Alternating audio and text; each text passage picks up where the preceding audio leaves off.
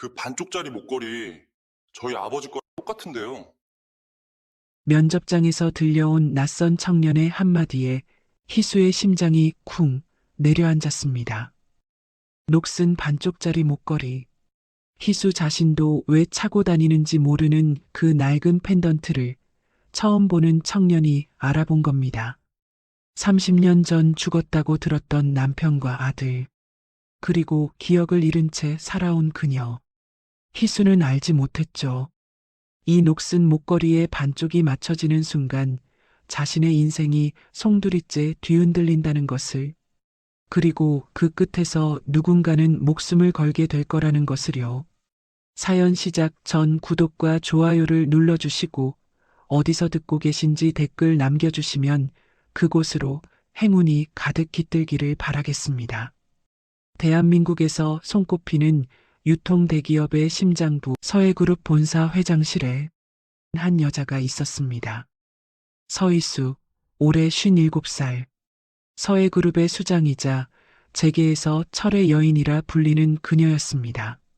수천만 원을 호가하는 최고급 정장이 그녀의 몸에 완벽하게 맞아떨어졌고 단정하게 올린 머리카락에는 한 올의 흐트러짐도 없었죠. 마치 감정이라고는 모르는 사람처럼 그녀의 표정에는 어떤 온기도 서려 있지 않았어요. 그런데 이상한 게 하나 있었습니다. 희수의 시선이 문득 허공을 향했습니다. 그녀의 손이 무의식적으로 목 쪽으로 올라가더니 정장깃 사이로 살짝 드러난 목걸이를 만지작거리기 시작했죠. 녹이 슬어 빛바랜 반쪽짜리 펜던트. 아무리 봐도 수천만 원짜리 정장과는 어울리지 않는 낡고 초라한 목걸이였습니다. 희수 자신도 왜 이 목걸이를 차고 다니는지 몰랐습니다. 그저 이것만 목에 걸고 있으면 마음 한구석이 덜 허전한 것 같았어요. 마치 이 녹슨 쇳조각이 자신의 빈 가슴을 채워주기라도 하는 것처럼요. 똑똑. 조심스러운 노크 소리가 울렸고 비서실장이 작은 쟁반을 들고 들어왔습니다. 회장님, 영양제 가져왔습니다. 요즘 식사도 제대로 못하시고 안색이 많이 안 좋으셔서요. 비서실장의 목소리에는 진심 어린 걱정이 담겨 있었습니다. 희수는 고개를 돌려 비서실장을 바라봤습니다. 하지만 그녀의 손은 영양제가 아닌 서랍 속 두통약병을 향했죠. 됐어요. 이거면 돼요. 희수는 두통약 두 알을 손바닥에 털어 물도 없이 꿀꺽 삼켰습니다. 비서실장이 안타까운 표정을 지었지만 감히 더 이상 말을 꺼내지 못했어요. 그리고 바로 그 시각 같은 건물 23층 면접 대기실 구석진 의자에 한 청년이 앉아 있었습니다. 낡아서 앞코가 살짝 벗겨진 구두, 몇 번이고 다려입어 광택이 사라진 양복. 주변의 다른 지원자들은 하나같이 깔끔하고 비싼 옷차림이었는데 유독 그 청년만 초라해 보였어요. 강혜인, 올해 30살이었죠. 혜인은 휴대폰을 꺼내 누군가에게 전화를 걸었습니다. 신호음이 몇 번 울린 뒤 반대편에서 걱정 어린 목소리가 들려왔어요. 혜인아, 면접장 잘 도착했니? 혜인의 입가에 애써 밝은 미소가 번졌습니다. 네, 아버지. 걱정 마세요. 대기업은 무슨요? 그냥 건실한 작은 무역회사예요. 면접 잘 보고 가서 저녁에 맛있는 거 해드릴게요. 사실 이곳은 작은 무역회사가 아니었습니다. 대한민국 굴지의 유통 대기업 서해그룹 본사였죠. 혜인은 일부러 거짓말을 했습니다. 아버지가 서해그룹이라는 이름만 들으면 이상하게 표정이 굳어지는 걸 혜인은 알고 있었거든요. 술이라도 드신 날이면 아버지는 장롱 깊은 곳에서 뭔가를 꺼내 물끄러미 바라보곤 했습니다. 그때마다 아버지의 눈가엔 눈물이 맺혔고 혜인은 차마 그게 뭐냐고 물을 수가 없었어요. 알았다, 알았어. 우리 아들 잘 될 거야. 아빠가 믿는다. 전화기 너머로 아버지의 목소리가 애써 밝게 들려왔습니다. 혜인은 가슴이 찡했습니다. 평생을 가난하게 살면서도 자식 앞에선 한 번도 내색하지 않는 아버지. 불편한 다리를 절뚝이면서도 막노동을 마다하지 않는 아버지. 그런 아버지를 꼭 편하게 해드리고 싶었습니다. 네, 아버지. 끊을게요. 사랑해요. 혜인은 전화를 끊고 주먹을 꽉 쥐었습니다. 오늘 이 면접만 붙으면 아버지를 호강시켜 드릴 수 있어요. 제발, 제발 합격하게 해주세요. 혜인은 속으로 간절히 빌며 자리에서 일어났습니다. 강혜인님, 면접장으로 들어가 주세요. 안내 직원의 목소리가 울렸습니다. 혜인은 떨리는 다리를 애써 다잡으며 면접장 문을 열었습니다. 면접장 안은 예상보다 넓었습니다. 정면에 길다란 테이블이 놓여 있었고 그 뒤로 5명의 면접관이 나란히 앉아 있었죠. 하나같이 날카로운 눈빛으로 혜인을 훑어보았습니다. 혜인은 침을 꿀꺽 삼키며 지정된 자리에 섰습니다. 그런데 그 순간이었습니다. 혜인의 시선이 면접관 중앙에 앉은 여자에게 멈췄습니다. 차갑고 날카로운 인상의 중년 여성. 단정하게 올린 머리, 흠잡을 데 없는 자세. 아, 저분이 이 회사의 회장이시구나. 혜인은 속으로 감탄하며 그녀를 바라봤습니다. 그런데 뭔가 이상했습니다. 희수의 정장깃 사이로 뭔가 반짝이는 게 보였거든요. 혜인은 자신도 모르게 눈을 가늘게 떴습니다. 녹이 슬어 빛바랜 금속, 반쪽짜리 하트 모양의 펜던트, 수천만 원짜리 정장과는 전혀 어울리지 않는 낡은 목걸이. 혜인의 심장이 쿵 하고 내려앉았습니다. 저건 분명히 어디선가 본 적이 있었습니다.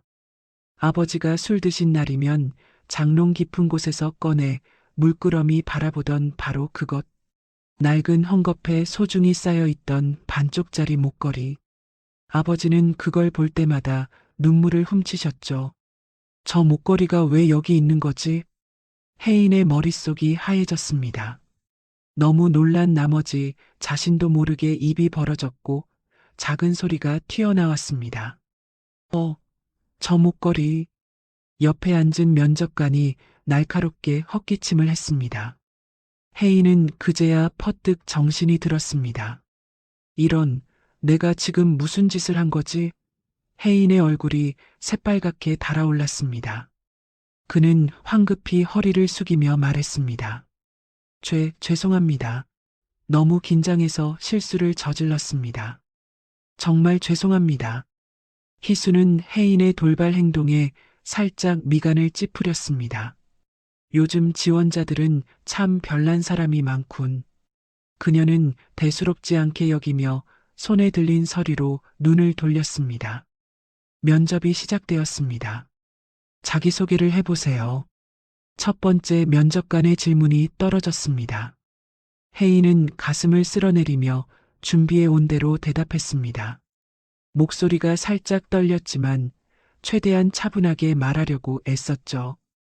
희수는 혜인의 대답을 들으며 자기소개서를 훑어봤습니다.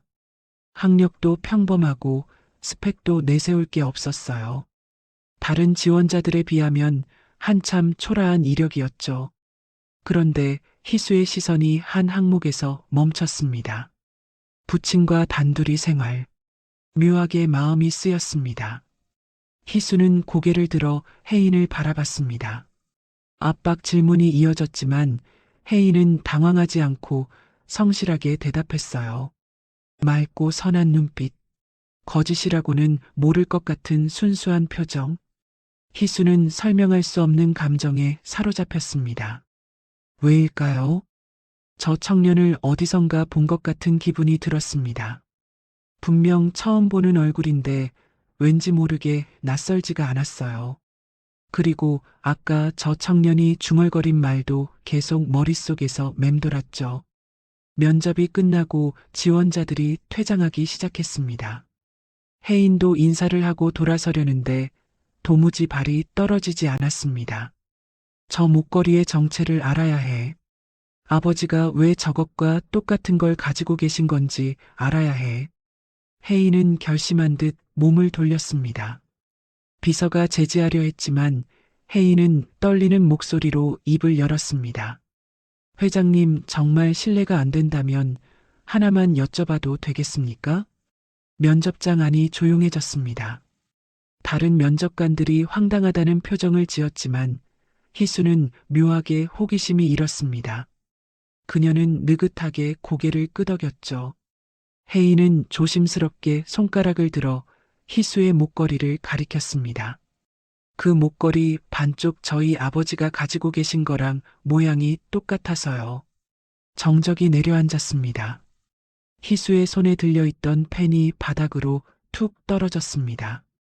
심장이 멎은 것처럼 아무 소리도 들리지 않았어요. 희수의 얼굴에서 핏기가 사라졌습니다. 반쪽? 그녀의 손이 무의식적으로 목걸이를 움켜쥐었습니다. 이것이 반쪽이라면 나머지 반쪽은 어디에 있단 말인가요? 그리고 그걸 저 청년의 아버지가 가지고 있다니 대체 무슨 의미인 거죠? 희수의 머릿속이 하얗게 변했습니다. 30년 전 아버지가 했던 말이 떠올랐습니다. 내 남편과 아이는 사고로 죽었다. 그런데 지금 눈앞의 청년은 뭐라고 한 거죠? 희수는 입을 열려고 했지만 목소리가 나오지 않았습니다. 온몸이 굳어버린 것 같았어요. 그녀의 흔들리는 눈동자와 창백해진 얼굴을 본 비서실장이 황급히 다가왔습니다. 회장님, 괜찮으십니까? 희수는 대답하지 않았습니다. 그저 바닥에 떨어진 펜처럼 그녀의 세계도 산산이 흔들리고 있었습니다. 바닥에 떨어진 펜이 또르르 굴러가는 소리가 들렸습니다. 하지만 희수는 그것을 주울 생각조차 하지 못했어요. 그저 멍하니 눈앞의 청년을 올려다볼 뿐이었죠. 심장이 미친 듯이 뛰었습니다. 귀가 먹먹해지고 시야가 흐려지는 것 같았어요. 혜인 역시 자신이 저지른 말실수에 당황한 기색이 역력했습니다. 면접장에서 면접관에게, 그것도 회장에게 이런 뜬금없는 질문을 던지다니. 불합격은 당연한 거겠죠. 하지만 혜인의 시선은 희수의 흔들리는 눈동자에 꽂혀 있었습니다. 저 눈빛, 단순히 황당해하는 게 아니었어요. 뭔가에 깊이 흔들리는, 마치 숨겨둔 상처를 건드린 사람 같은 눈빛이었죠. 혜인은 본능적으로 주머니를 뒤졌습니다. 다행히 메모지와 펜이 있었어요. 그는 떨리는 손으로 빠르게 뭔가를 적어 내려갔습니다. 집 주소, 그리고 자신의 연락처를. 혹시나 확인해 보고 싶으시다면 이쪽으로 연락 주십시오. 혜인이 메모지를 테이블 위에 조심스럽게 내려놓았습니다. 그리고 낮은 목소리로 한마디를 덧붙였죠. 아버지가 기다리십니다. 그 말을 남기고 혜인은 면접장을 빠져나갔습니다. 문이 닫히는 소리가 울렸지만 희수는 여전히 굳은 자세 그대로였어요. 다른 면접관들이 수군거리며 눈치를 살폈지만 희수의 귀에는 아무것도 들리지 않았습니다. 아버지가 기다리신다고요? 30년 전 아버지가 했던 말이 또다시 뇌리에서 맴돌았습니다. 내 남편과 아이는 사고로 죽었다는 말. 그 말을 듣고 희수는 며칠을 울었습니다. 기억은 나지 않아 왜 우는지조차 몰랐지만 가슴을 쥐어짜는 듯한 고통은 진짜였거든요. 아버지가 건넨 2개의 유골함을 끌어안고 짐승처럼 울부짖었던 기억이 아직도 생생했어요. 희수는 떨리는 손으로 테이블 위에 메모지를 집어들었습니다. 삐뚤빼뚤한 글씨로 적힌 주소. 서울 변두리의 낯선 동네 이름이었어요. 회장님, 오후 2시에 투자사 미팅이 있으십니다. 그리고 3시에는 신사업 보고회가. 비서실장의 말이 멀리서 들려오는 것 같았습니다. 희수는 천천히 고개를 들었어요. 그녀의 눈에는 결심이 서려 있었죠. 다 취소해요. 네, 회장님, 오늘 일정이 전부 중요한. 다 취소하라니까요. 희수의 목소리가 날카롭게 잘렸습니다. 비서실장이 움찔하며 입을 다물었죠. 희수는 자리에서 벌떡 일어나 자신의 가방을 집어들었습니다. 수행원도 필요 없어요. 혼자 갈 거예요. 하지만 회장님, 경호 문제도 있고. 희수는 대답하지 않았습니다. 그녀는 성큼성큼 걸어가 벽에 걸린 차 키를 집어들었어요. 손끝이 미세하게 떨렸지만 걸음마는 단호했습니다. 지하 주차장으로 내려가는 엘리베이터 안에서 희수는 메모지를 다시 꺼내 들었습니다. 주소를 몇 번이고 되뇌었죠. 이게 사기일 수도 있어요. 누군가 나를 노리고 꾸민 함정일 수도 있고요. 하지만 가슴속 깊은 곳에서 뭔가가 소리치고 있었습니다. 가봐야 해. 직접 확인해야 해. 희수는 검은색 고급 세단의 운전석에 올라탔습니다. 내비게이션의 주소를 입력하자 화면에 예상 도착 시간이 떴어요. 1시간. 서울 외곽의 산동네였습니다. 차가 지하 주차장을 빠져나와 도심을 가로지르기 시작했습니다. 화려한 빌딩 숲이 스쳐 지나가고 점점 건물들이 낮아지고 허름해졌어요. 희수는 운전하면서도 계속 생각에 잠겨 있었습니다. 만약 그 청년의 말이 사실이라면, 만약 내 남편과 아이가 살아있다면, 그렇다면 아버지는 왜 거짓말을 한 거죠? 왜 죽었다고 한 거예요? 기억이 없는 30년 전의 일. 그 긴 세월이 흐르는 동안 나는 대체 무슨 짓을 한 걸까요? 생각이 꼬리에 꼬리를 물었습니다. 희수의 손이 무의식적으로 핸들을 더 꽉 쥐었어요. 40분쯤 지났을까요? 내비게이션이 좁은 골목길로 안내하기 시작했습니다. 길이 점점 가팔라지고 도로 상태도 엉망이었어요. 희수의 고급 세단은 좁은 언덕길을 힘겹게 올라갔죠. 주변 풍경이 완전히 달라져 있었습니다. 페인트 칠이 벗겨진 낡은 집들, 녹슨 철문, 군데군데 금이 간 담벼락. 이곳은 서울에서도 가장 낙후된 산동네였어요. 희수가 사는 세계와는 완전히 다른 곳이었죠. 길가 평상에 앉아있던 노인들이 희수의 차를 신기한 듯 쳐다봤습니다. 이 동네에서 저런 외제차를 보는 건 평생 처음인 모양이었어요. 희수는 시선을 무시하고 내비게이션이 가리키는 곳을 향해 천천히 차를 몰았습니다. 목적지에 도착했습니다. 기계음이 울렸습니다. 희수는 차를 세우고 창밖을 내다봤어요. 그곳에는 허름한 단독주택 한 채가 서 있었습니다. 페인트 칠이 다 벗겨져 회색빛 시멘트가 드러난 벽, 녹이 잔뜩 쓴 철제 대문, 마당에 널린 빨래들. 지붕 기와는 군데군데 깨져 있었고 대문 옆 화분에는 시든 꽃 한 송이가 힘없이 고개를 숙이고 있었죠. 희수는 한동안 차 안에서 그 집을 바라봤습니다. 저기에 진짜 내 남편이 살고 있는 걸까요? 30년 동안 죽은 줄 알았던 사람이. 심장이 터질 것 같았습니다. 손바닥에 땀이 흥건하게 배어 나왔어요. 희수는 깊은 숨을 한번 내쉬고 차 문을 열었습니다. 또각또각 하이힐 소리가 좁은 골목에 울렸습니다. 희수는 조심스럽게 대문 앞으로 다가갔어요. 녹슨 철문 틈으로 마당 안이 살짝 보였죠. 그 순간이었습니다. 마당 한가운데에서 누군가가 빨래를 걷고 있었어요.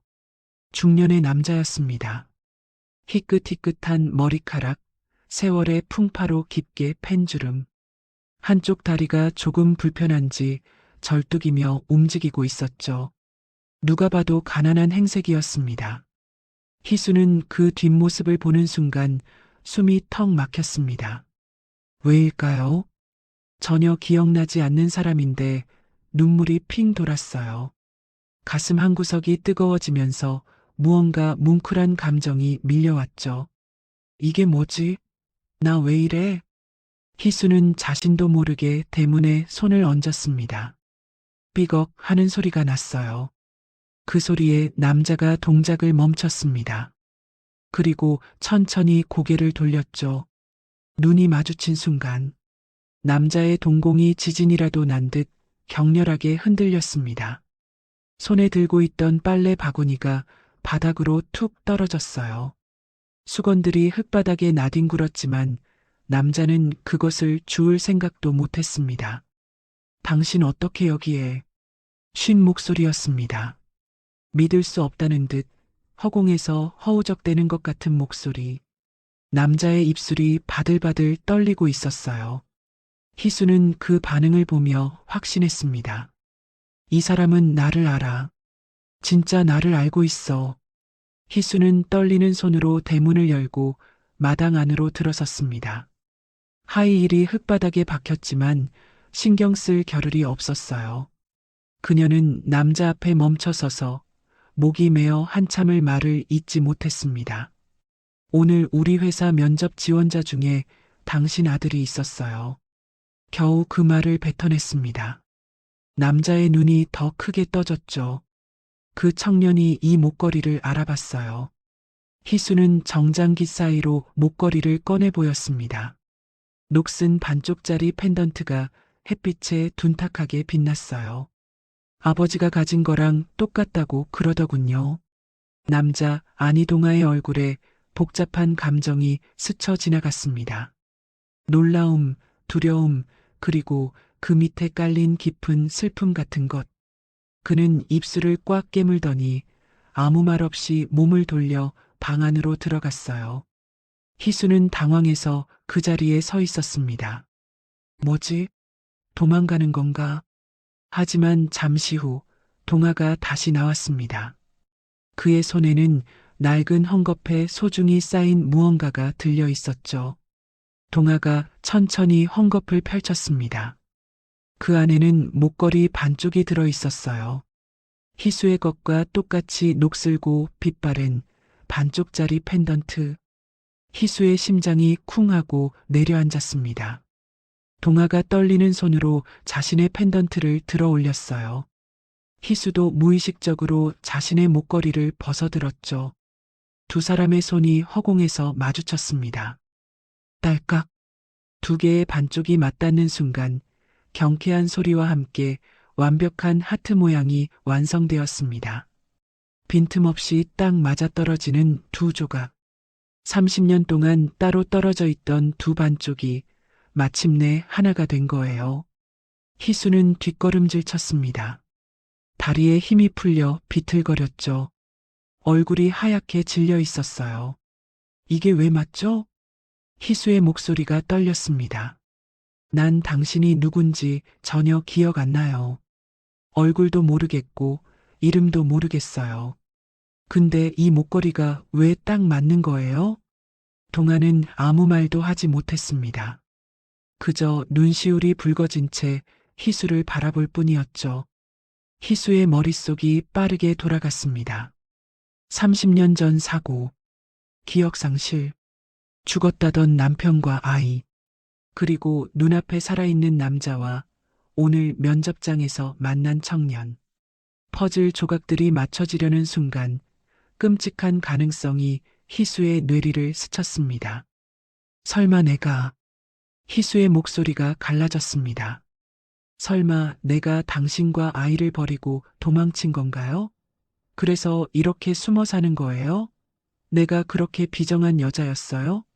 자신이 가족을 버린 나쁜 여자일지도 모른다는 생각에 희수는 공포에 질렸습니다. 손발이 차갑게 식었고 온몸이 사시나무 떨듯 떨렸어요. 아니에요. 동아가 처음으로 입을 열었습니다.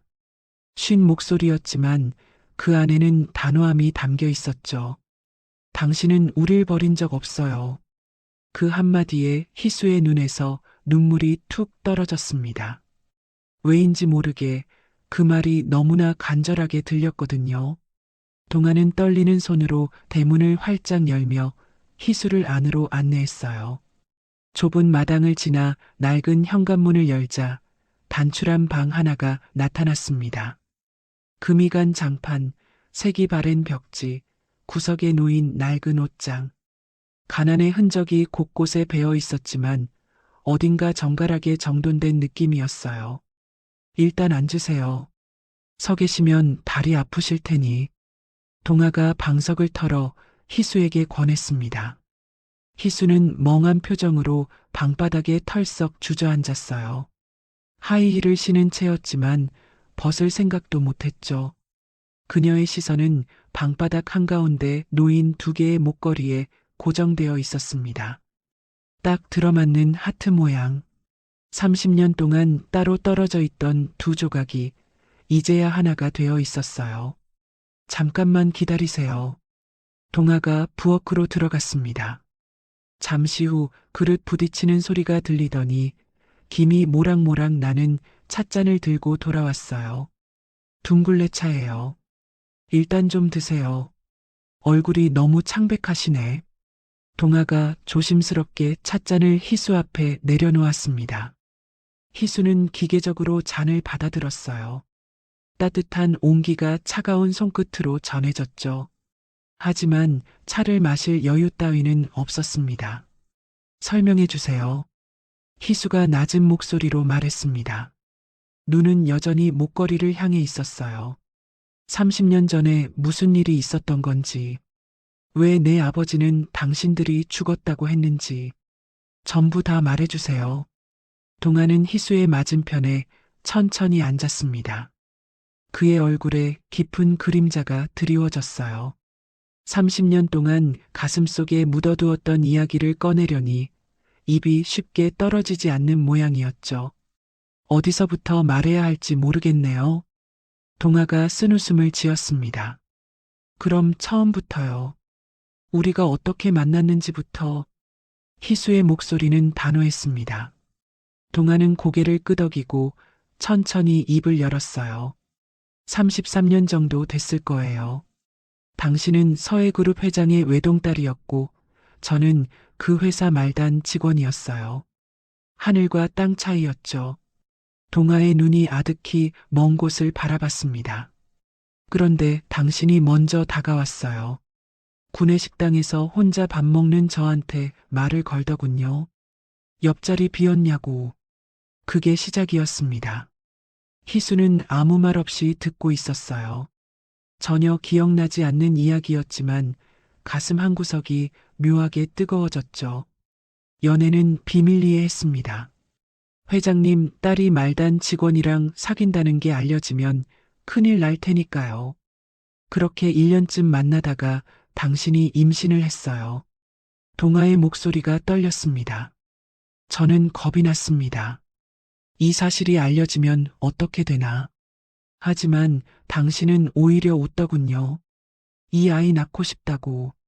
당신이랑 같이 살고 싶다고. 희수의 손이 무의식적으로 배 위로 갔습니다. 아무것도 기억나지 않는데 왜 이렇게 가슴이 아픈 걸까요? 결국 당신은 집을 나왔어요.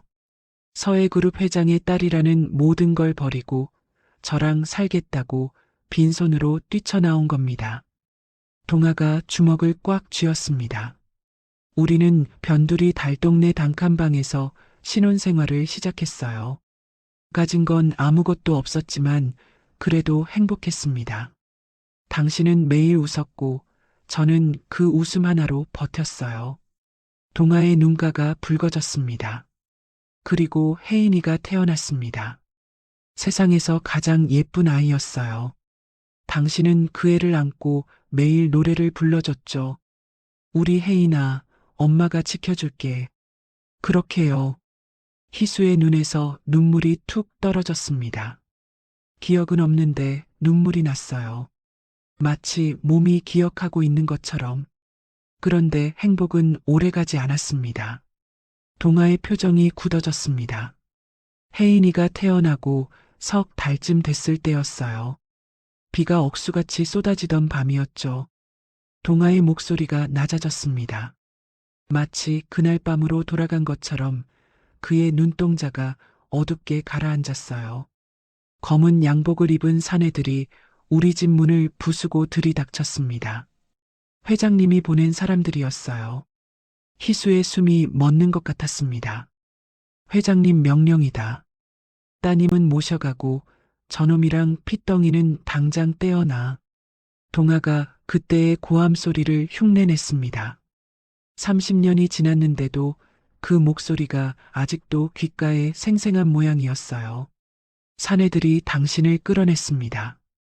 당신은 미친 듯이 발버둥 쳤어요. 팔을 물어뜯고 발로 차고 소리를 질렀죠. 동아의 주먹이 하얗게 질릴 정도로 꽉 쥐어졌습니다. 당신이 소리쳤어요. 안 돼. 우리 아기 건드리지 마. 여보, 도망쳐. 혜인이 데리고 빨리 도망쳐. 그렇게요. 희수의 귀에 그 비명이 들리는 것 같았습니다. 자신의 목소리가. 기억은 없는데 그 처절함이 가슴을 후벼 팠어요. 저는 혜인이를 안고 뒷문으로 도망쳤습니다. 당신을 두고 도망친 겁니다. 동아의 눈에서 눈물이 흘러내렸습니다. 비가 쏟아지는데 앞이 안 보였어요. 그냥 무작정 뛰었습니다. 혜인이만 살려야 한다는 생각뿐이었어요. 그러다 뒤에서 쿵 하는 소리가 들렸습니다. 동아가 고개를 떨궜습니다. 나중에 알았어요. 당신을 붙잡고 있던 사내가 당신을 밀쳤고 당신이 넘어지면서 돌계단 모서리에 머리를 부딪혔다는 걸. 피가 빗물에 섞여 흘렀다는 걸. 희수는 무의식적으로 자신의 머리 뒤쪽을 만졌습니다. 30년 전 사고의 흉터가 아직도 남아 있었어요. 의사는 교통사고라고 했는데 당신은 병원으로 실려갔고 저는 혜인이를 안고 숨었습니다. 며칠을 굶주리며 숨어 지냈죠. 동아의 목소리가 갈라졌습니다. 그러다 우연히 본 뉴스에서 당신이 깨어났다는 소식을 들었어요. 살아있다는 것만으로도 감사했습니다. 저는 미친 듯이 병원으로 달려갔어요. 희수는 숨을 죽이고 들었습니다. 경비원들 눈을 피해 비상구 계단으로 숨어 들어갔습니다. 당신 얼굴 한 번만 보고 떠나려고요. 멀리서라도요. 동아가 고개를 들었습니다. 그의 눈에 서린 슬픔이 너무나 깊었어요. 그런데 병실 앞에서 비서실장한테 들켰습니다. 멱살을 잡혀서 끌려나가는데 그 사람이 비웃으며 말하더군요. 동아가 이를 악물었습니다. 희수 아가씨가 깨어났는데 뇌진탕 후유증으로 지난 3년의 기억을 통째로 잃어버렸다. 너랑 아이에 대한 기억이 머릿속에서 깨끗하게 지워졌다. 그러더군요. 희수의 심장이 쿵 하고 내려앉았습니다. 3년의 기억. 그 안에 이 남자와의 만남과 사랑이, 출산이, 행복했던 모든 순간이 담겨 있었던 거예요. 그리고 그 모든 게 지워진 거죠. 처음엔 거짓말인 줄 알았습니다. 동아가 쓴웃음을 지었습니다. 하지만 비서실장이 제 품에 안겨 잠든 혜인이를 가리키며 말하더군요. 싸늘하게 웃으면서요. 동아의 목소리가 분노로 떨렸습니다. 기억도 없는 애한테 나타나서 충격 주지 마라. 그리고 내가 또다시 얼씬거리면 그땐 정말로 이 아이까지 쥐도 새도 모르게 처리해 주마. 그렇게요. 희수는 숨을 멈췄습니다. 아이 목숨을 담보로 협박하는데 제가 어떻게 버팁니까? 동아의 눈에서 눈물이 뚝뚝 떨어졌습니다. 당신은 날 기억 못한다고 하고 내 욕심 때문에 핏덩이 같은 자식까지 죽게 할 수는 없었습니다. 그래서 죽은 듯이 숨어 산 겁니다. 30년을요. 방 안에 무거운 침묵이 내려앉았습니다. 희수는 숨조차 제대로 쉬지 못했어요. 온몸이 가늘게 떨렸죠. 방금 들은 이야기가 너무 충격적이어서 감정이 오히려 메말라 버린 것 같았습니다. 그럼 아버지가 보여준 그 유골함이 다 가짜였다는 말이에요? 희수의 목소리는 건조했습니다. 울음도 나오지 않았어요. 죽었다고 해놓고 사고가 아니라 당신이 우릴 피해 숨어 산 거라고요? 동아는 고개를 끄덕였습니다. 그것이 대답이었죠. 그럼 내 30년 인생이 통째로 쇼였다는 거잖아요. 희수가 머리를 감싸 쥐었습니다. 극심한 현기증이 밀려왔어요. 게다가 난 아무것도 기억이 안 나는데 당신이 내 남편이라는 걸 나보고 어떻게 믿으라는 거죠? 희수의 머리는 이 상황을 의심하라고 경고하고 있었습니다. 이게 다 사기극일 수도 있잖아요. 기억을 잃은 나를 노리고 접근한 사기꾼일 수도 있고요. 하지만 이상하게도 몸은 이 낡은 방을 가장 안전한 곳으로 인식하고 있었어요. 이 남자의 곁이 편안하게 느껴졌죠. 이 모순된 감각이 희수를 더 괴롭게 만들었습니다. 그때였습니다. 희수의 핸드폰이 요란하게 울리기 시작했어요. 주머니에서 꺼내보니 비서실장의 부재중 전화가 15통이나 쌓여 있었습니다. 현실의 호출이었죠. 희수는 도망치듯 자리에서 일어났습니다.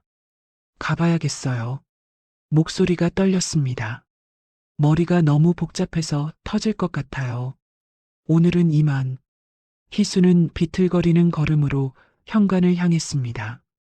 동아는 아무 말 없이 뒤를 따라 대문 앞까지 배웅했어요. 희수의 고급 세단이 어둠 속에서 묵묵히 기다리고 있었습니다. 동아가 앞서가서 차 문을 열어줬어요. 희수는 운전석에 앉아 핸들을 꽉 쥐었습니다.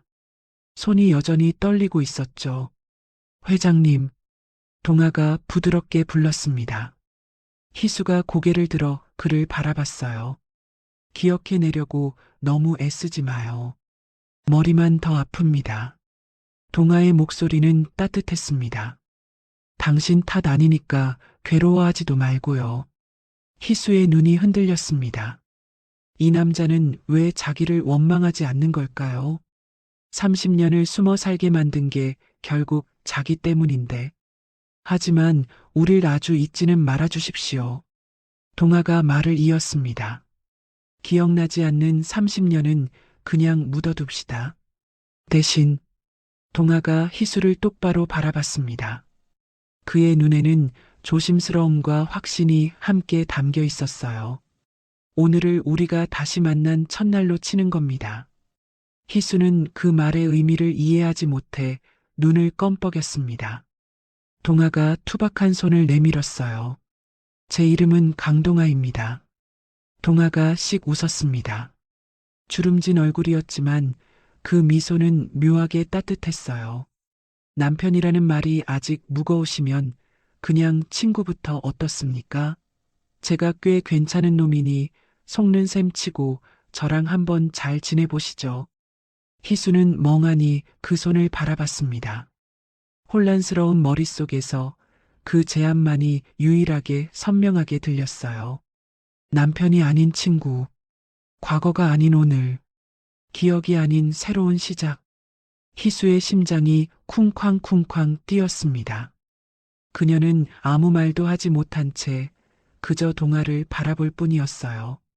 대답 대신 그녀의 떨리는 손이 천천히 동아의 손을 향해 움직였습니다. 하지만 희수는 결국 동아의 손을 잡지 못했습니다. 떨리는 손을 뻗다가 멈췄고 대신 작게 고개만 끄덕인 채 차를 몰아 그 자리를 떠났죠. 백미러에 비친 동아의 모습이 점점 작아지는 걸 보면서 희수는 왜인지 가슴이 먹먹했어요. 그리고 며칠이 지났습니다. 서해그룹 회장실. 희수는 산더미처럼 쌓인 결제 서류 앞에 앉아 있었습니다. 하지만 펜을 든 손은 움직이지 않았어요. 눈앞의 활자들이 허공을 맴돌았고 아무리 읽어도 내용이 머리에 들어오지 않았죠. 귓가에는 동아의 그 처절했던 고백만이 이명처럼 맴돌았습니다. 아이 목숨을 담보로 협박하는데 제가 어떻게 버팁니까? 그래서 죽은 듯이 숨어 산 겁니다. 희수의 손끝이 미세하게 떨렸습니다. 그 남자는 나를 버린 게 아니었어요. 나를 그리고 우리 아이를 지키기 위해 30년이라는 지옥 같은 시간을 홀로 견뎌낸 거예요. 가난하게, 외롭게, 아무에게도 말 못하고, 그렇게 30년을요. 기억은 없었습니다. 하지만 가슴 한구석이 묵직한 돌덩이에 눌린 듯 숨을 쉬기가 힘들었어요. 그리고 마지막에 그가 건넨 그 말. 남편이라는 말이 아직 무거우시면 그냥 친구부터 어떻습니까? 그 따뜻하고 듬직한 제안이 희수의 얼어붙은 마음을 자꾸만 두드렸습니다. 마치 굳게 닫힌 문을 조심스럽게 노크하는 것처럼요. 똑똑. 실제로 노크 소리가 울렸습니다. 희수가 고개를 들자 비서실장이 결제판을 들고 들어왔어요. 회장님, 면접 결과 보고서입니다. 비서실장이 서류를 책상 위에 올려놓았습니다. 그 강혜인 지원자는 규정대로 불합격 처리할까요? 면접 태도도 그렇고 스펙도 미달이라서요. 비서실장의 손이 강혜인의 이력서 위로 올라갔습니다. 빨간색 불합격 도장을 찍으려는 순간이었죠. 잠깐, 희수의 입에서 자신도 모르게 날카로운 비명이 튀어나왔습니다. 비서실장이 움찔하며 손을 멈췄어요. 희수는 비서실장의 손에서 이력서를 낚아채듯 가져왔습니다. 그리고 사진 속 혜인의 얼굴을 뚫어지라 응시했죠. 맑고 선한 눈매. 웃을 때 살짝 패이는 입가. 어딘가 익숙한 듯한 얼굴.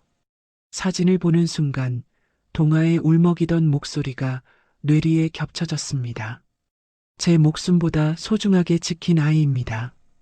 희수의 심장이 쿵 하고 내려앉았습니다. 만약 그 남자의 말이 사실이라면 이 청년이 바로 그 아이예요. 내 아버지가 죽이려 했고 내 남편이 30년 인생을 바쳐 살려낸 아이. 나의 핏줄. 희수의 눈시울이 뜨거워졌습니다. 손가락 끝이 바들바들 떨렸죠. 물론 이성적인 의심은 여전히 남아 있었습니다. 이게 다 사기극이면 어쩌지? 기억을 잃은 나를 노리고 꾸민 함정이면? 하지만 사진 속 혜인의 눈을 보는 순간 몸속 깊은 곳에서 뜨거운 무언가가 솟구쳤어요. 설명할 수 없는 감정이었습니다. 확인해야 했어요. 아니, 곁에 두고 지켜줘야 했습니다. 남편이 목숨 걸고 지켜낸 이 아이가 어떻게 자랐는지 내 눈으로 직접 봐야겠다고 생각했죠. 희수는 떨리는 손끝을 책상 아래로 감췄습니다. 울컥 차오르는 감정을 억누르고 최대한 차분한 척 입을 열었어요. 아니, 합격시켜. 네. 비서실장이 눈을 크게 떴습니다. 내일 당장 출근하라고 해. 하지만 회장님, 점수가 기준에 한참 미달이고 면접 태도도 내 눈앞에 둬야겠어. 희수가 비서실장의 말을 잘랐습니다. 목소리가 미세하게 떨렸죠. 정말 나를 속이려는 건지 아니면 진짜인지 내가 직접 내 곁에 두고 지켜봐야겠어. 그것은 회장으로서의 검증을 가장한 말이었습니다. 하지만 사실은 30년을 잃어버린 엄마로서의 본능적인 보호였어요. 아들일지도 모르는 아이를 내치지 못하는 어미의 마음이었죠. 비서실장이 의아한 표정을 지었지만 감히 더 묻지 못하고 고개를 숙인 채 나갔습니다. 희수는 혜인의 이력서, 사진을 차마 덮지 못했어요. 손가락으로 조심스럽게 그 얼굴을 쓸어봤죠. 사진 속 혜인이 웃고 있었습니다. 가난하게 자랐을 텐데 어쩜 이렇게 맑은 눈을 하고 있을까요? 동화가 떠올랐습니다. 친구하자던 그 투박한 손, 그리고 아들일지도 모르는 이 청년.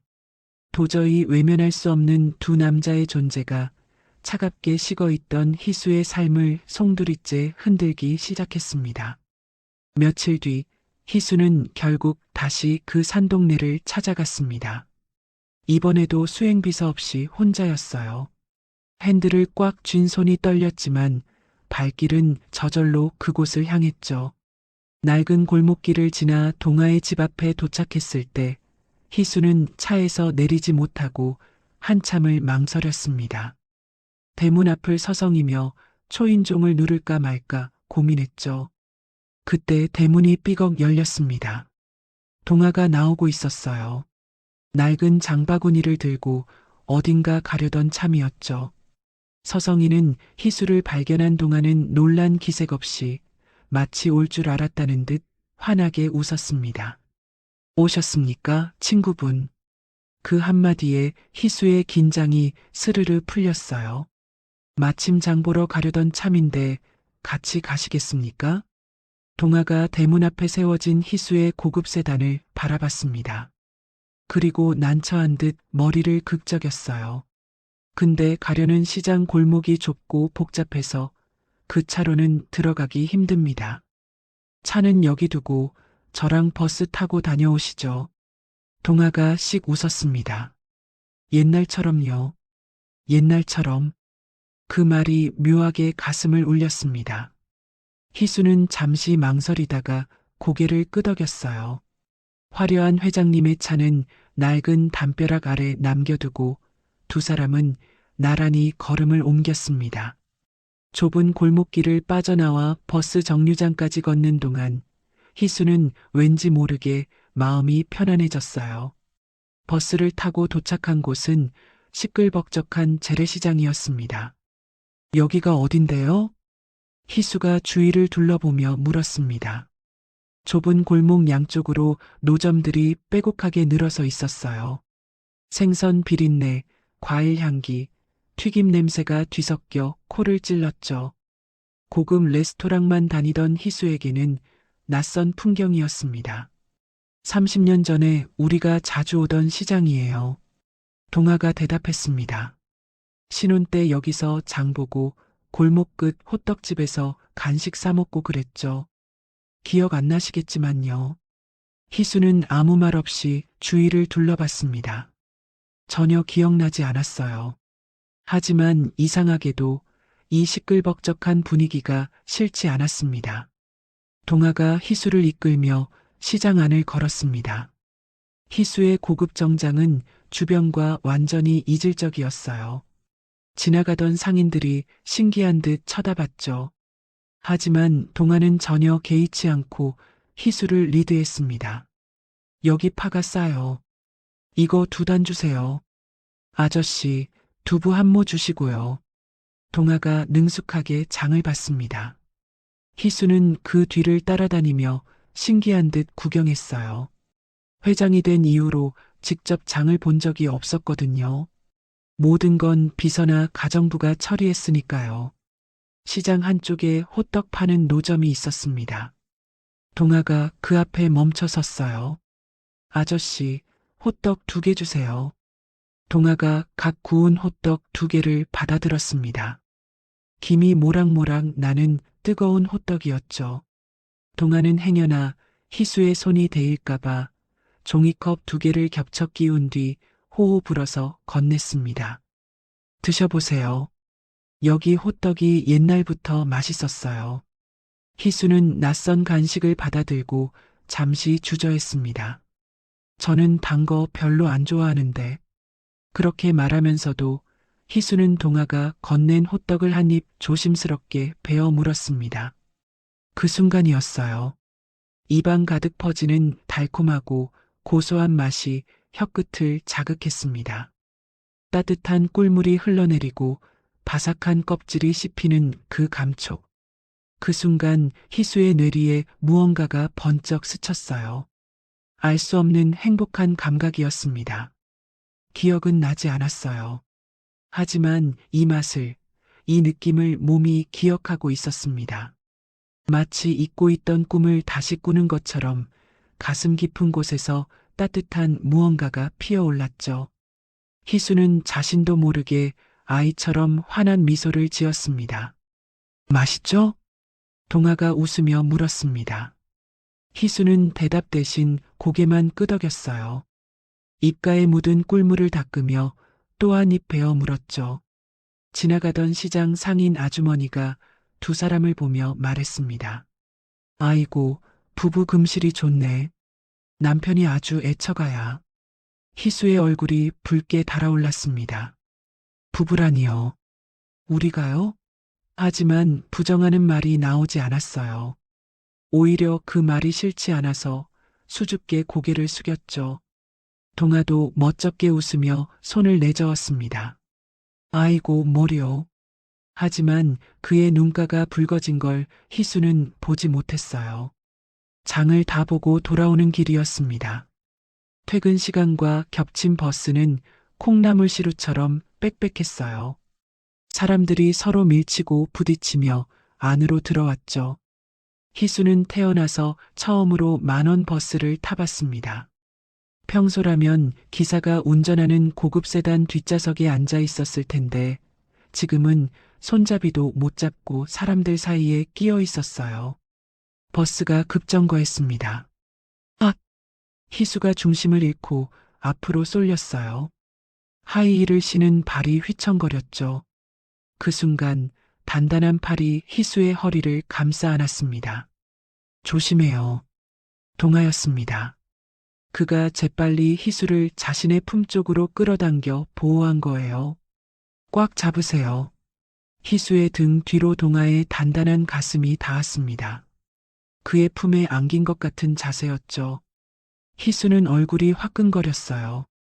그런데 그때 코끝에 무언가 익숙한 향기가 스쳤습니다. 동하의 낡은 옷에서 나는 싸구려 비누 냄새였어요. 고급 향수와는 비교도 안 되는 투박한 향기였죠. 하지만 그 향기와 따뜻한 체온이 닿는 순간 희수는 온몸에 전율이 흐르는 걸 느꼈습니다. 안전하다. 사랑받고 있다. 머리로는 기억하지 못하는 감각이었습니다. 하지만 몸이 기억하고 있었어요.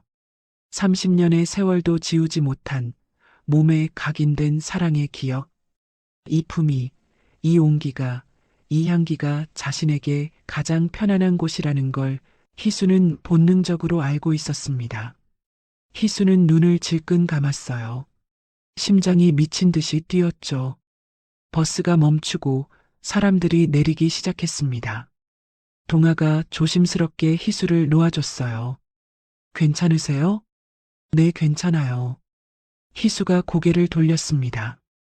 얼굴이 빨개진 게 들킬까 봐요. 버스에서 내린 두 사람은 나란히 골목길을 걸었습니다. 해가 뉘엿뉘엿 지고 있었어요. 주황빛 노을이 낡은 담벼락을 물들이고 두 사람의 그림자가 길게 늘어졌죠. 아무 말 없이 걷는 시간이 평화로웠습니다. 그 모습을 멀리서 지켜보는 눈이 있었어요. 퇴근길에 아버지 집에 들르려던 혜인이었습니다.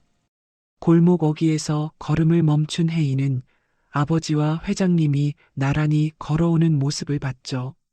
아버지가 웃고 있었습니다. 혜인이 기억하는 한 아버지는 늘 외로운 사람이었어요. 술에 취한 날이면 장롱에서 목걸이를 꺼내 울던 사람.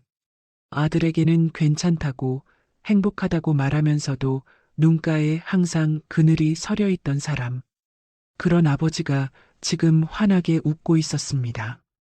혜인은 가슴을 쓸어내리며 안도의 한숨을 내쉬었어요. 아버지, 드디어 행복해지시는 건가요? 혜인은 두 사람을 방해하지 않기 위해 조용히 돌아섰습니다. 오늘은 그냥 가야겠다고 생각했죠. 하지만 그 평화로운 풍경을 지켜보는 또 다른 눈이 있었습니다. 골목 어귀의 어두운 그림자 속 검은색 고급 세단 한 대가 숨죽이고 있었어요. 창문이 조금 내려지고 그 틈새로 카메라 렌즈가 삐죽 나왔습니다. 찰칵, 찰칵, 셔터 소리가 연달아 울렸습니다. 차 안에는 한 남자가 앉아 있었어요. 55살의 서영수, 서해그룹의 전무이자 희수의 사촌 동생이었죠. 선대 회장 때부터 회사를 호시탐탐 노려온 2인자. 서 전무는 카메라 화면에 찍힌 희수와 동아의 다정한 모습을 확인했습니다. 그의 입가에 비릿하고 섬뜩한 미소가 천천히 번져나갔어요. 이거 재밌게 됐네. 서 전무가 혼잣말을 중얼거렸습니다. 우리 회장님이 정신이 나갔나? 저런 거지 같은 놈이랑. 그의 눈이 뱀처럼 차갑게 빛났습니다. 좋아. 아주 좋아. 서 전무가 창문을 올리며 운전기사에게 말했습니다. 가자. 검은 세단이 소리 없이 움직이기 시작했어요. 그림자처럼 조용히 골목을 빠져나가며 희수와 동아는 까맣게 모르고 있었습니다.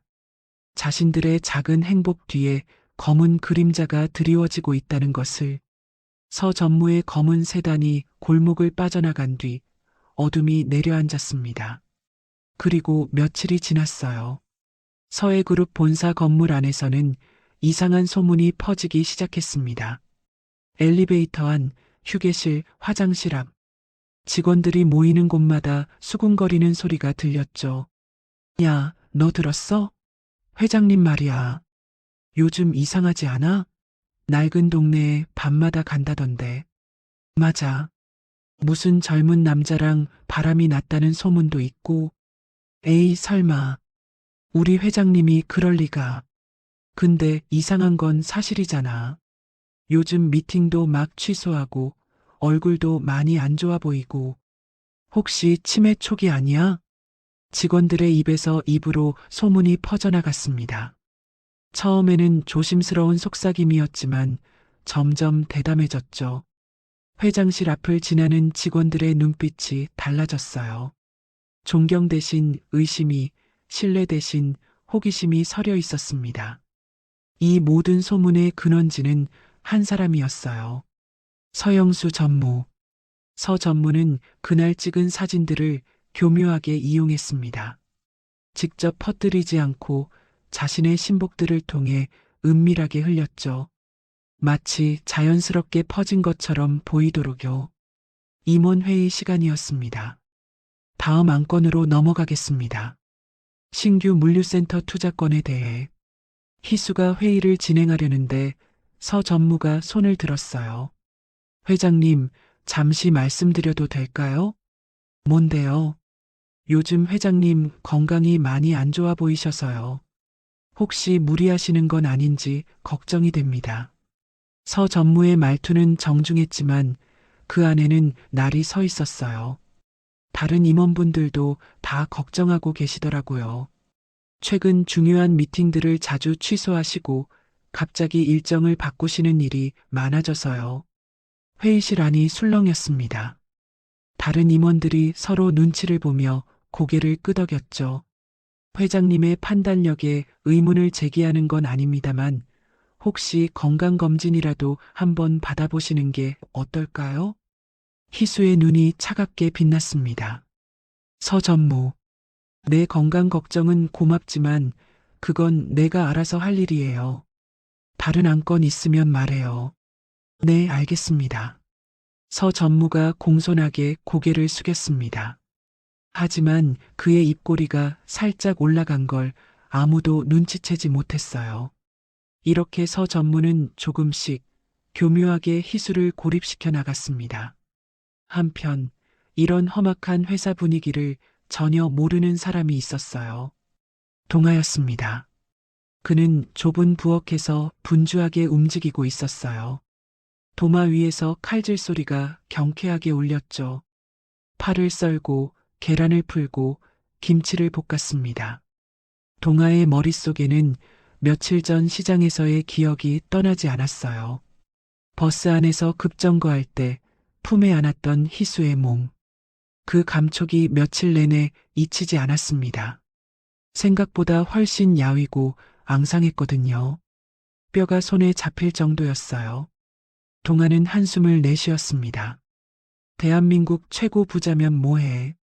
뼈만 앙상해서는 아마 제대로 된 밥을 못 먹고 있는 거겠죠. 비싼 레스토랑 음식이야 많이 먹겠지만 그게 다 입에 맞겠어요?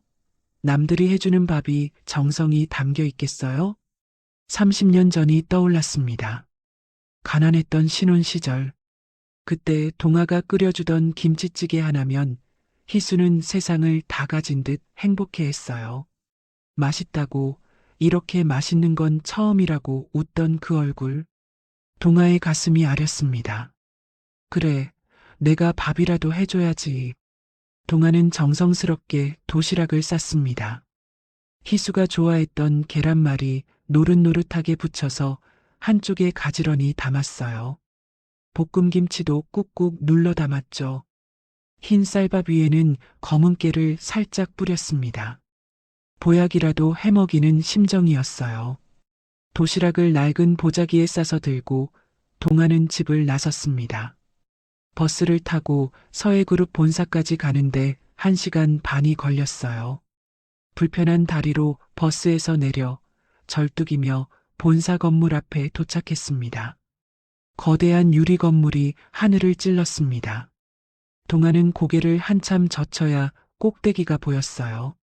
화려한 로비에는 대리석 바닥이 반짝이고 있었죠. 동아는 심호흡을 하고 로비 안으로 들어섰습니다. 그런데 채 몇 걸음도 못 갔어요. 거기서 보안요원 2명이 동아 앞을 가로막았습니다. 검은 정장에 이어피스를 낀 덩치 큰 사내들이었죠. 잡상인 출입 금지입니다. 나가세요. 아니, 내가 회장님 지인인데. 동아가 말을 꺼내려 했지만 보안요원은 들은 척도 하지 않았어요. 뭔 소리야? 회장님 지인이 이런 꼴로 와? 보안요원이 동아를 위아래로 훑어봤습니다. 낡은 점퍼, 달아빠진 운동화, 절뚝이는 다리. 누가 봐도 가난한 노인네였죠. 밥 한 끼만 좀 전해주면 안 될까요? 부탁입니다. 동아가 도시락을 들어 보였습니다. 하지만 보안 요원들은 비웃음만 흘렸어요. 아저씨, 여기가 어딘지 알아? 서해그룹 본사야. 아무나 들어오는 데가 아니라고. 그러니까 내가 회장님한테 이것만. 시끄러워. 당장 안 나가? 보안 요원 중 한 명이 동아의 어깨를 거칠게 밀쳤습니다. 불편한 다리로 중심을 잡지 못한 동아가 휘청거렸어요. 동아의 손에서 도시락이 미끄러졌습니다. 바닥에 떨어진 보자기가 풀리며 도시락 통 뚜껑이 열렸죠. 와르르. 정성스레 싼 반찬들이 화려한 대리석 바닥 위로 쏟아졌습니다. 계란말이가 굴러가고 볶음김치가 흩어지고 흰 쌀밥이 여기저기 흩뿌려졌어요. 동아는 바닥에 주저앉았습니다. 떨리는 손으로 밥알을 주워 담기 시작했죠. 그때 로비를 지나가던 직원들이 웃음을 터뜨렸습니다. 저거 봐. 노숙자 아냐? 경비원들 뭐해? 빨리 쫓아내지 않고. 비웃음 섞인 시선들이 동아에게 쏟아졌습니다. 동아는 고개를 숙인 채 밥알을 주었어요. 손등으로 눈물을 훔치며 굴욕이었습니다. 30년 전 갓난아이를 안고 쫓겨다니던 그때보다 더한 굴욕이었어요. 그때는 최소한 아이를 지켜야 한다는 사명감이라도 있었죠. 하지만 지금은 그저 아내에게 밥 한 끼 전해주려다 짓밟힌 것뿐이었습니다. 동아는 쏟아진 반찬들을 도시락통에 대충 담아 넣었습니다. 더 이상 먹을 수 있는 상태가 아니었지만 그냥 버리고 갈 수가 없었어요. 새벽부터 일어나서 정성껏 만든 건데. 동아는 비틀거리며 일어나 로비를 빠져나왔습니다. 아무도 그를 돌아보지 않았어요. 그날 밤이었습니다. 동아는 집으로 돌아와 낮에 있었던 일을 곱씹으며 앉아 있었어요. 창밖이 어두워지고 동네에 가로등이 하나둘 켜졌습니다. 그때 이상한 소리가 들렸어요. 부르릉. 자동차 엔진 소리였습니다. 한 대가 아니었어요. 여러 대의 차가 좁은 골목길로 들어오는 소리였죠. 동아가 창문으로 다가가 밖을 내다봤습니다. 검은 세단 3대가 집 앞 골목을 가로막고 있었어요. 차 문이 열리고 검은 옷을 입은 사내들이 우르르 쏟아져 나왔습니다. 덩치가 산만한 사내들이었죠. 그 뒤로 익숙한 얼굴이 보였어요. 서해그룹 서영수 전무. 동아의 심장이 쿵 하고 내려앉았습니다. 쾅! 대문이 발로 걷어차여 열렸습니다. 사내들이 마당을 가로질러 현관문을 부수고 들어왔어요. 동아가 미처 피할 새도 없이 좁은 방 안이 검은 옷의 사내들로 가득 찼습니다. 뭐야 이게. 동아가 소리쳤지만 아무도 대답하지 않았어요. 사내들이 방 안을 휘젓기 시작했습니다. 낡은 장롱을 발로 차 넘어뜨리고 서랍을 뒤집어 엎고 가구들을 닥치는 대로 부쉈죠. 와장창 가족사진 액자가 바닥에 떨어져 박살났습니다. 혜인이가 어렸을 때 찍은 사진, 두 부자가 나란히 웃고 있는 유일한 가족사진이었어요. 그만해. 제발 그만해. 동아가 사내들을 막으려 했지만 밀쳐져서 벽에 부딪혔습니다. 불편한 다리가 꺾이며 바닥에 쓰러졌죠. 그때 누군가가 동아의 멱살을 움켜쥐었습니다. 서영수 전무였어요. 오랜만이군. 강동아 씨. 서 전무가 뱀 같은 눈빛으로 동아를 내려다봤습니다. 30년 전에 쥐 죽은 듯 살라고 경고했을 텐데. 감히 주제도 모르고 회장님 주변을 얼쩡거려. 동아의 눈이 커졌습니다. 30년 전. 그때 자신과 혜인을 쫓아내던 사람들 중 하나. 당시에는 말단 직원이었던 놈이 지금은 전무가 되어 있었어요. 내 놈이 계속 알짱거리면 말이야. 서 전무가 동아의 멱살을 더 세게 쥐었습니다. 내 아들 강혜인. 그 녀석 인생도 내 손에 끝장날 줄 알아. 동아의 눈동자가 흔들렸습니다. 뭐라고? 지금 우리 회사에 다니고 있지? 신입사원으로. 내가 손가락 하나만 까딱하면 그 녀석은 오늘 당장 잘려. 아니, 그것뿐이겠어? 한국 땅 어디에서도 발 못 붙이게 만들어주지. 서 전무의 입꼬리가 올라갔습니다. 30년 전처럼 아들 데리고 도망가고 싶으면 얼른 꺼져. 알았어? 아들의 앞길을 막겠다는 말. 그 한마디에 동아의 눈빛이 달라졌습니다. 30년 전에는 도망쳤어요. 갓 태어난 혜인이를 살리기 위해 놈들의 바짓가랑이를 잡고 빌며 도망쳤죠. 자존심도 체면도 다 버리고 그저 아이만 살리려고. 하지만 지금은 달랐습니다. 더 이상 잃을 것이 없는 아버지는 강했어요. 동아는 멱살이 잡힌 채로 부서진 가재도구 사이에서 천천히 몸을 일으켰습니다. 불편한 다리에 힘을 주고 꼿꼿이 일어섰죠. 낮에 짓밟힌 도시락처럼 뭉개졌던 자존심이 가족을 지켜야 한다는 본능으로 뜨겁게 타오르기 시작했습니다. 동아가 서 전무의 손목을 움켜쥐었어요. 그때는 내가 어려서 당신들한테 속았지만. 동아의 목소리가 낮게 깔렸습니다. 짐승이 으르렁거리는 것 같은 소리였죠. 이제 두 번은 안 당해. 서 전무가 움찔했습니다. 이 자식이 눈 안 깔아? 내 아들 털끝 하나라도 건드려봐. 동아가 서 전무의 손을 거칠게 뿌리쳤습니다. 예상치 못한 힘에 서 전무가 뒤로 비틀거렸어요. 그땐 내가 내 놈들 다 죽이고 지옥 갈 테니까. 동아의 눈에서 불꽃이 튀는 것 같았습니다. 30년 동안 숨죽여 살던 남자의 눈빛이 아니었어요. 목숨을 건 짐승의 눈빛이었죠. 당장 꺼져. 동아의 고함이 좁은 방 안을 울렸습니다.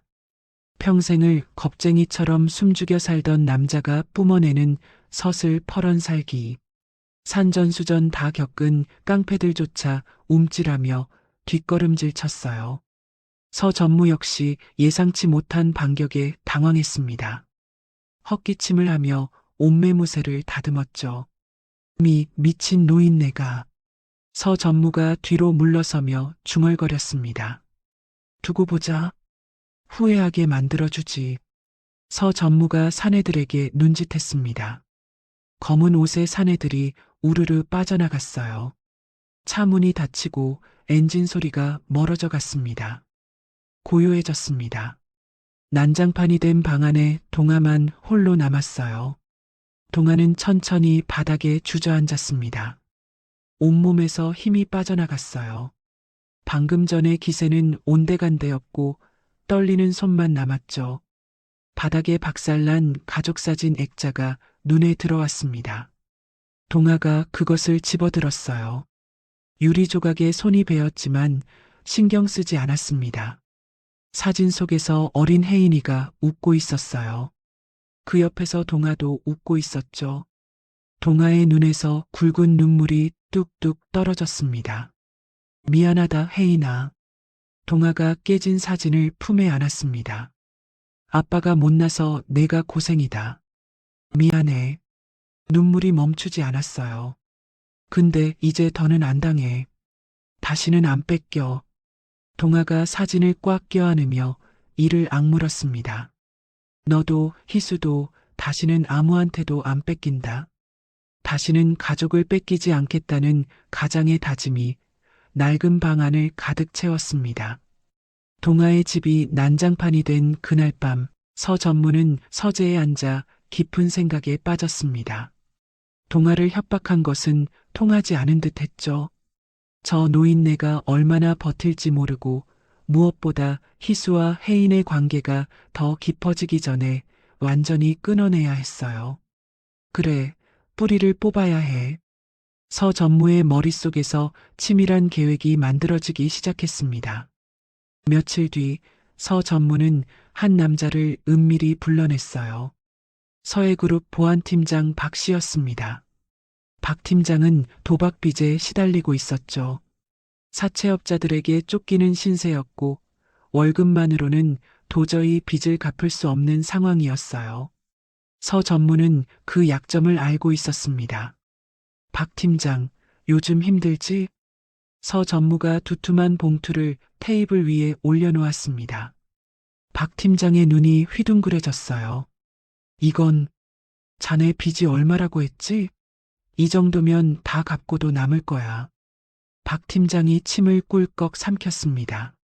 대신 작은 부탁 하나만 들어줘. 서 전무가 미소를 지었습니다. 뱀 같은 미소였죠.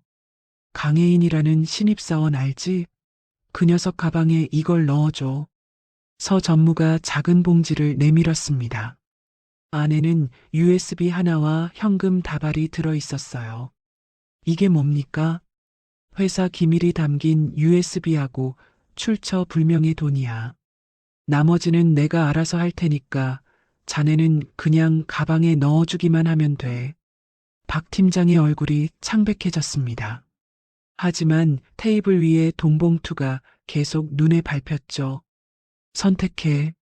빚쟁이들한테 쫓기며 살래? 아니면 이거 하나로 새 인생을 시작할래? 박 팀장은 떨리는 손으로 봉투를 집어들었습니다. 며칠 뒤 서해그룹 본사 사무실. 혜인은 자신의 자리에서 열심히 일하고 있었습니다. 신입사원이라 할 일이 많았어요. 서류 정리, 복사, 회의 자료 준비.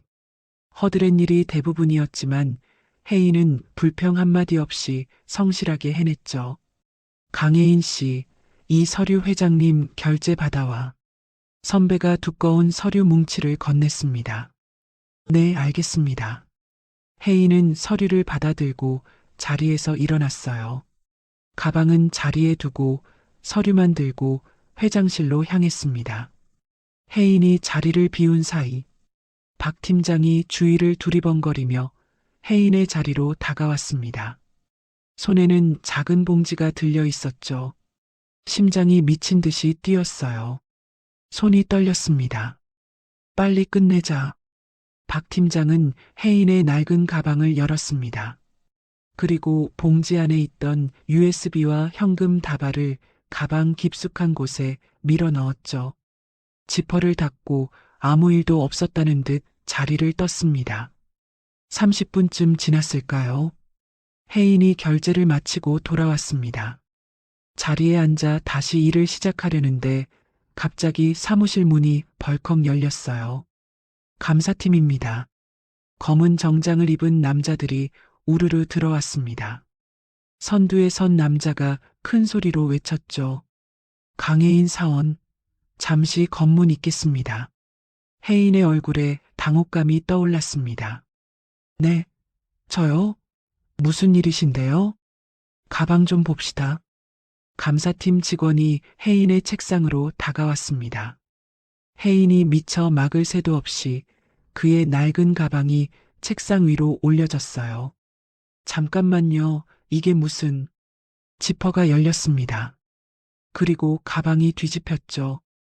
바닥으로 무언가가 쏟아졌습니다. USB 하나와 빼곡하게 묶인 현금 다발. 5만원권 지폐가 바닥에 흩어졌어요. 사무실 안이 조용해졌습니다. 그리고 곧 경악 섞인 비명이 터져 나왔죠. 저게 뭐야? 돈이잖아. 저게 다 돈이야? USB는 뭐지? 설마. 직원들이 웅성거렸습니다. 혜인의 얼굴이 하얗게 질렸어요. 이건 모르는 일입니다. 혜인이 소리쳤습니다. 제 가방에 이런 게 왜, 누가 넣은 거예요? 하지만 감사팀 직원들은 혜인의 말을 들은 척도 하지 않았어요. 강혜인 사원, 내부 고발이 들어왔습니다. 기업 기밀 유출 및 금품 수수 혐의로 조사받게 됩니다. 순순히 따라오십시오. 아니에요. 전 정말 모르는 일이라니까요. 혜인이 발버둥 쳤지만 보안 요원들이 그의 팔을 뒤로 꺾어 제압했습니다. 혜인은 억울함에 소리치며 로비로 끌려나갔어요. 이 모든 광경을 CCTV로 지켜보던 서 전무의 입가에 비릿한 미소가 번졌습니다. 사무실은 폭풍이 휩쓸고 간 듯 어수선했습니다. 직원들이 수군거리는 가운데 평소 성실한 혜인을 안타깝게 지켜보던 옆자리 동료가 혜인의 책상 위에서 진동하는 휴대폰을 발견했죠. 액정에는 아버지라는 세 글자가 뜨고 있었습니다. 동료는 잠시 망설이다가 주위를 살피며 몰래 통화 버튼을 눌렀습니다. 여보세요? 혜인이니? 왜 이렇게 전화를 안 받아? 아, 저기 혜인 씨 아버님 되시죠? 저 혜인 씨 동료인데요. 네. 무슨 일입니까? 우리 혜인이가 다쳤습니까? 그게 아니라 혜인 씨가 지금 기밀 유출 혐의로 감사팀에 끌려갔어요. 지금 긴급 이사회가 열려서 회장님한테 보고된다는데 상황이 너무 안 좋아요. 툭! 전화기가 바닥에 떨어지는 소리와 함께 통화가 끊겼습니다. 낡은 단칸방에서 동하는 신발을 짝짝이로 신은 줄도 모르고 미친 사람처럼 밖으로 뛰쳐나왔습니다. 안 돼. 희수가 오해하면 안 돼. 우리 혜인이 절대 그런 애 아닌데. 1시간 뒤 긴급 이사회가 소집되었습니다. 회의실 분위기는 살얼음판처럼 차가웠어요. 임원들이 무거운 표정으로 자리에 앉아 있었고 그 중앙에 희수가 앉아 있었습니다. 희수의 얼굴은 창백했어요. 서 전무가 회의실 테이블 위에 증거품들을 던져 놓았습니다. 압수된 USB와 현금 다발이었죠. 회장님, 보십시오. 서 전무가 목소리를 높였습니다. 이게 그 신입사원 가방에서 나온 겁니다. USB에는 우리 회사 신사업 기밀이 담겨 있었고 현금은 무려 5천만 원입니다. 희수의 눈동자가 흔들렸습니다. 근본 없는 것들을 곁에 두면 사단이 난다고 제가 누누이 말씀드리지 않았습니까? 서 전무가 한 발짝 앞으로 나섰습니다. 이 자들은 회장님이 과거를 기억하지 못한다는 점을 악용한 겁니다. 희수의 몸이 움찔했어요. 서 전무가 그녀의 가장 아픈 곳을 건드린 거죠. 가족인 척 접근한 기업형 꽃뱀 사기단입니다. 서 전무의 목소리가 회의실에 울려 퍼졌습니다. 30년 전 인연 운운하며 회장님 감성을 자극해놓고 뒤로는 회사 기밀을 팔아넘기려 한 아주 질 나쁜 놈들이라고요. 회의실 안이 술렁였습니다. 임원들이 서로 눈치를 보며 고개를 끄덕였어요. 희수의 머릿속이 복잡하게 돌아갔습니다. 증거가 있었어요. 명백한 물증이. 그리고 서 전무의 논리는 끔찍할 정도로 설득력이 있었죠. 내가 또 속은 건가? 그 따뜻했던 눈빛도, 시장에서의 추억도, 버스 안에서의 그 포근함도 다 거짓이었나? 희수의 손끝이 하얗게 질렸습니다. 자괴감이 밀려왔어요. 그때였습니다. 회의실 밖에서 와당탕하는 소음이 들렸어요. 그리고 고함 소리가 울려 퍼졌죠. 비켜, 비키란 말이야. 희수의 귀에 익숙한 목소리였습니다. 회장님을 뵈야겠어. 제발 비켜줘. 동아였어요. 혜인이 휘말렸다는 소식을 듣고 한달음에 달려온 거였습니다. 그는 앞을 가로막는 건장한 경비원들에게 밀리고 넘어지면서도 닫힌 문을 향해 필사적으로 기어왔어요. 쾅! 회의실 문이 벌컥 열렸습니다. 동아가 바닥에 엎드린 채 문 안으로 들어왔어요. 옷은 찢어지고 얼굴은 흙투성이었습니다. 경비원들에게 끌려오면서 여기저기 찢기고 더럽혀진 거였죠. 희수와 눈이 마주쳤습니다. 희수의 심장이 덜컥 내려앉았어요. 동아의 눈빛이 30년 전 젊은 날의 그 눈동자처럼 맑고 강직하게 타오르고 있었던 거예요. 동아는 자신을 제압하는 경비원들의 손길도 잊은 듯 희수를 똑바로 바라봤습니다. 회장님, 동아가 피를 토하듯 절규했습니다. 저는 욕해도 좋습니다. 저 같은 놈은 사기꾼 취급해도 돼요. 동아의 목소리가 갈라졌습니다. 하지만 동아가 바닥에 머리를 쿵 찧었습니다. 우리 혜인이는 절대 그런 아이 아닙니다. 동아가 울부짖었습니다. 제가 가난하게는 키웠어도 남의 것 탐내라고 가르친 적 없습니다. 평생을 정직하게 산 놈입니다. 동아의 눈에서 눈물이 쏟아졌어요. 제 목숨을 걸고 맹세합니다. 제발, 제발 우리 아들 믿어주세요. 회의실이 조용해졌습니다. 바닥에 엎드려 우는 동아의 모습, 자존심도 체면도 다 버리고 오직 자식의 결백만을 호소하는 그 처절한 부성에 희수의 머릿속에 설명할 수 없는 기시감이 스쳤습니다. 이 남자 진심이야. 연기가 아니야. 이 울음소리 낯설지가 않아. 희수의 가슴 깊은 곳에서 무언가가 요동쳤습니다. 이성적인 판단은 증거를 보라고, 저들을 의심하라고 소리치고 있었어요. 하지만 본능이, 모성 본능이 저 사람들을 믿어야 해라고 강렬하게 경고하고 있었죠. 서 전무가 승기를 잡았다는 듯 소리쳤습니다. 보안팀 뭐해? 당장 저 미치광이 끌어내. 경비원들이 동아를 끌어내려고 움직였어요. 그리고 강혜인은 경찰에 넘겨. 빨리 멈춰. 낮지만 서늘한 목소리가 회의실을 갈랐습니다. 희수였어요. 회장님? 서 전무가 당황한 표정을 지었습니다. 희수는 지끈거리는 관자놀이를 꾹 누르며 천천히 자리에서 일어났습니다. 그리고 싸늘한 눈빛으로 서 전무를 노려봤어요. 징계는 보류합니다. 네. 서 전무의 얼굴이 일그러졌습니다. 회장님, 증거가 이렇게 명백한데 지금 무슨 말씀을?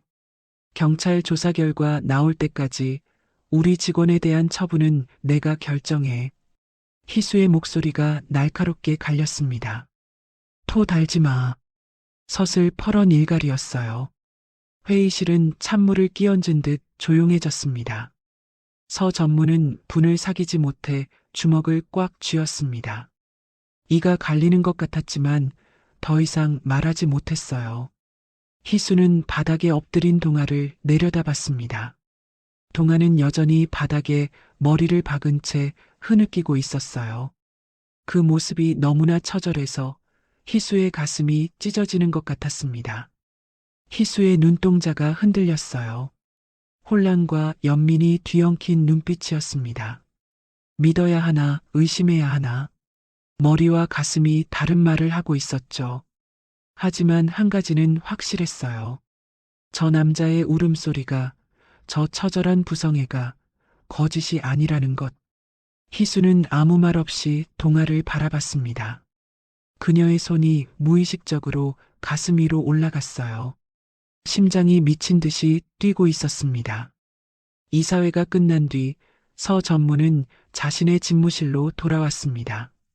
문을 닫자마자 그의 얼굴이 일그러졌어요. 참고 있던 분노가 폭발한 거죠. 제기랄. 서 전무가 책상 위에 놓인 값비싼 도자기를 집어들었습니다. 그리고 벽을 향해 힘껏 내던졌어요. 쾅! 도자기가 산산조각 났습니다. 하지만 분이 풀리지 않았어요. 서 전무는 또 다른 도자기를 집어던졌습니다. 황! 황! 장식장에 있던 값비싼 예술품들이 하나씩 바닥에 떨어져 부서졌어요. 기억도 없는 주제에 감히 내 앞길을 막아? 서 전무가 이를 악물며 소리쳤습니다. 분명히 완벽한 계획이었어요. 증거도 있었고 논리도 있었죠. 그런데 희수가 그걸 무시해버렸습니다. 징계를 보류하다니, 경찰 조사 결과가 나올 때까지 기다리겠다니, 서 전무는 본능적으로 느꼈어요. 희수가 저 두 사람에게 끌리고 있다는 것을. 동아와 혜인, 30년 전에 죽은 줄 알았던 그 부자가 이제 와서 희수의 마음을 흔들고 있었습니다. 아무리 기억이 없다 해도 피는 속일 수 없는 건가요?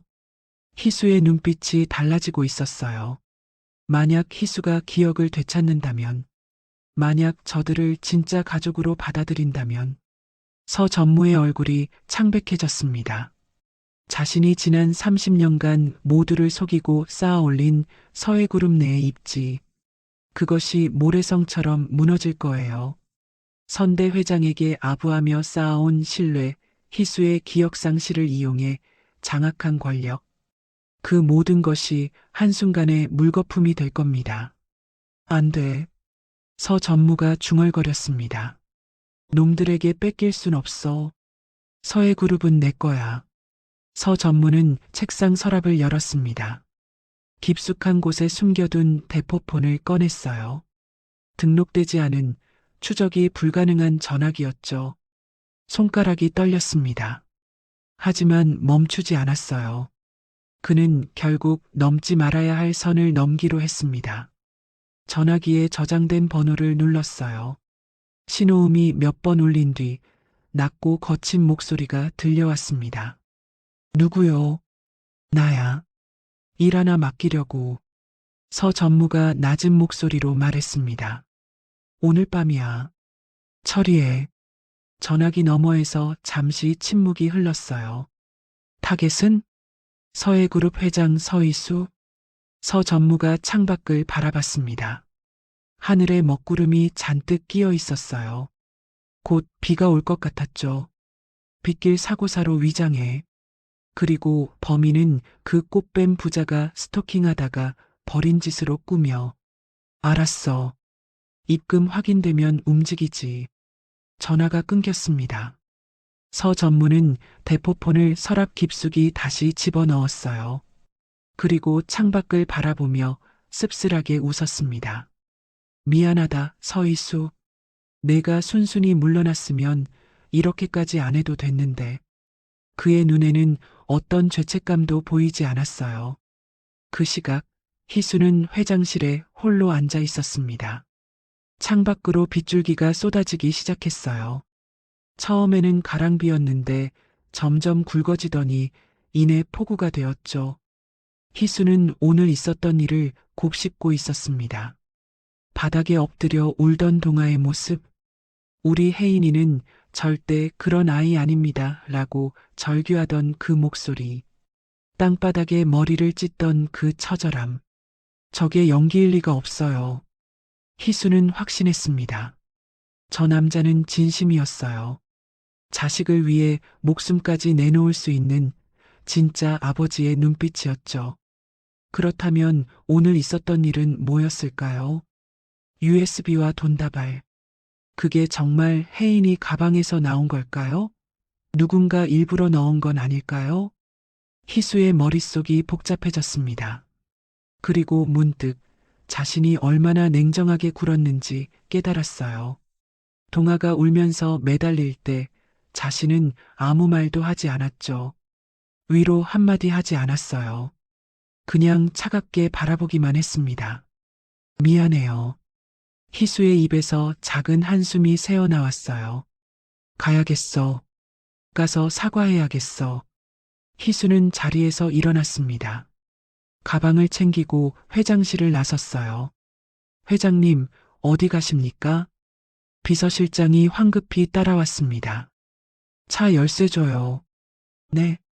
회장님, 밖에 비가 많이 옵니다. 제가 모시겠습니다. 아니, 희수가 단호하게 고개를 저었습니다. 혼자 가고 싶어. 사과하러 가는 길이야. 내 발로 직접 가야 해.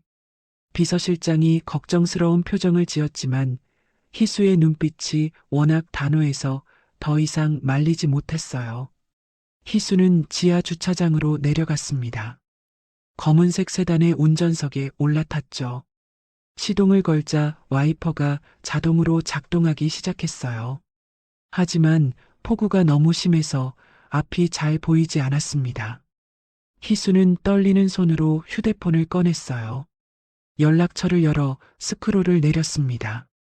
며칠 전에 저장해둔 이름이 보였어요. 강동아. 희수는 수십 번을 망설였습니다. 뭐라고 해야 하지? 미안하다고? 믿는다고? 결국 그녀는 짧은 문자를 보내기로 했어요. 지금 그쪽으로 갈게요. 할 말이 있어요. 기다려줘요. 전송 버튼을 눌렀습니다. 전송 완료 메시지가 떴어요. 희수는 휴대폰을 조수석에 내려놓고 핸들을 꽉 쥐었습니다. 그리고 엑셀을 밟아 어둠 속으로 차를 몰았어요. 와이퍼가 쉴 새 없이 움직였지만 앞이 잘 보이지 않았습니다. 폭우가 너무 심했거든요. 하지만 희수의 마음은 어느 때보다 선명하게 그들에게로 향하고 있었어요. 동아에게 가야 해. 가서 말해야 해. 믿는다고. 미안하다고. 희수의 차가 본사 건물을 빠져나가는 순간 건너편 골목 어둠 속에서 무언가가 움직였습니다. 거대한 덤프트럭의 헤드라이트가 번뜩였어요. 번호판은 흙으로 가려져 있었고 차체는 낡고 더러웠죠. 운전석에는 검은 모자를 눌러 쓴 사내가 앉아 있었습니다. 서 전무가 고용한 자였어요. 사내는 희수의 차가 출발하는 것을 확인하고 조용히 트럭 시동을 걸었습니다. 그리고 거리를 두고 희수의 차를 따라가기 시작했죠. 마치 먹잇감을 노리는 맹수처럼. 트럭은 희수의 차를 조용히 미행했습니다. 도심을 빠져나가고 외곽으로 향하는 길, 동안의 동네 입구, 인적이 드문 그곳에 도착하기만을 기다리고 있었어요. 한편 동아의 집, 동아는 희수의 문자를 받고 가슴이 두근거렸습니다. 지금 그쪽으로 갈게요. 할 말이 있어요. 기다려줘요. 온다니. 희수가 온다니. 동아는 우산을 들고 집을 나섰어요. 동네 입구 횡단보도 앞에 서서 빗속을 응시했습니다. 희수의 차가 올 방향을요. 비가 점점 거세졌어요. 우산이 있어도 옷이 젖어들었습니다. 하지만 동아는 움직이지 않았어요. 그 자리에 서서 기다렸죠. 아버지. 뒤에서 혜인의 목소리가 들렸습니다. 혜인이 우산을 하나 더 들고 뛰어오고 있었어요. 아버지, 비가 이렇게 오는데 들어가 계세요. 혜인이 동아 옆에 서며 말했습니다. 회장님 오시면 제가 모실게요. 아버지는 감기 걸리시겠어요. 아니다. 동아가 고개를 저었습니다. 내가 나와 있어야 마음이 놓여. 오신다고 했으니 오실 거다. 혜인은 아버지의 고집을 알았어요. 더 이상 말리지 않았습니다. 대신 아버지 옆에 나란히 섰죠. 두 남자는 빗속에서 함께 서서 희수를 기다렸습니다. 얼마나 지났을까요? 저 멀리서 불빛이 보였어요. 자동차 헤드라이트였습니다. 저기다. 혜인이 손가락으로 가리켰어요.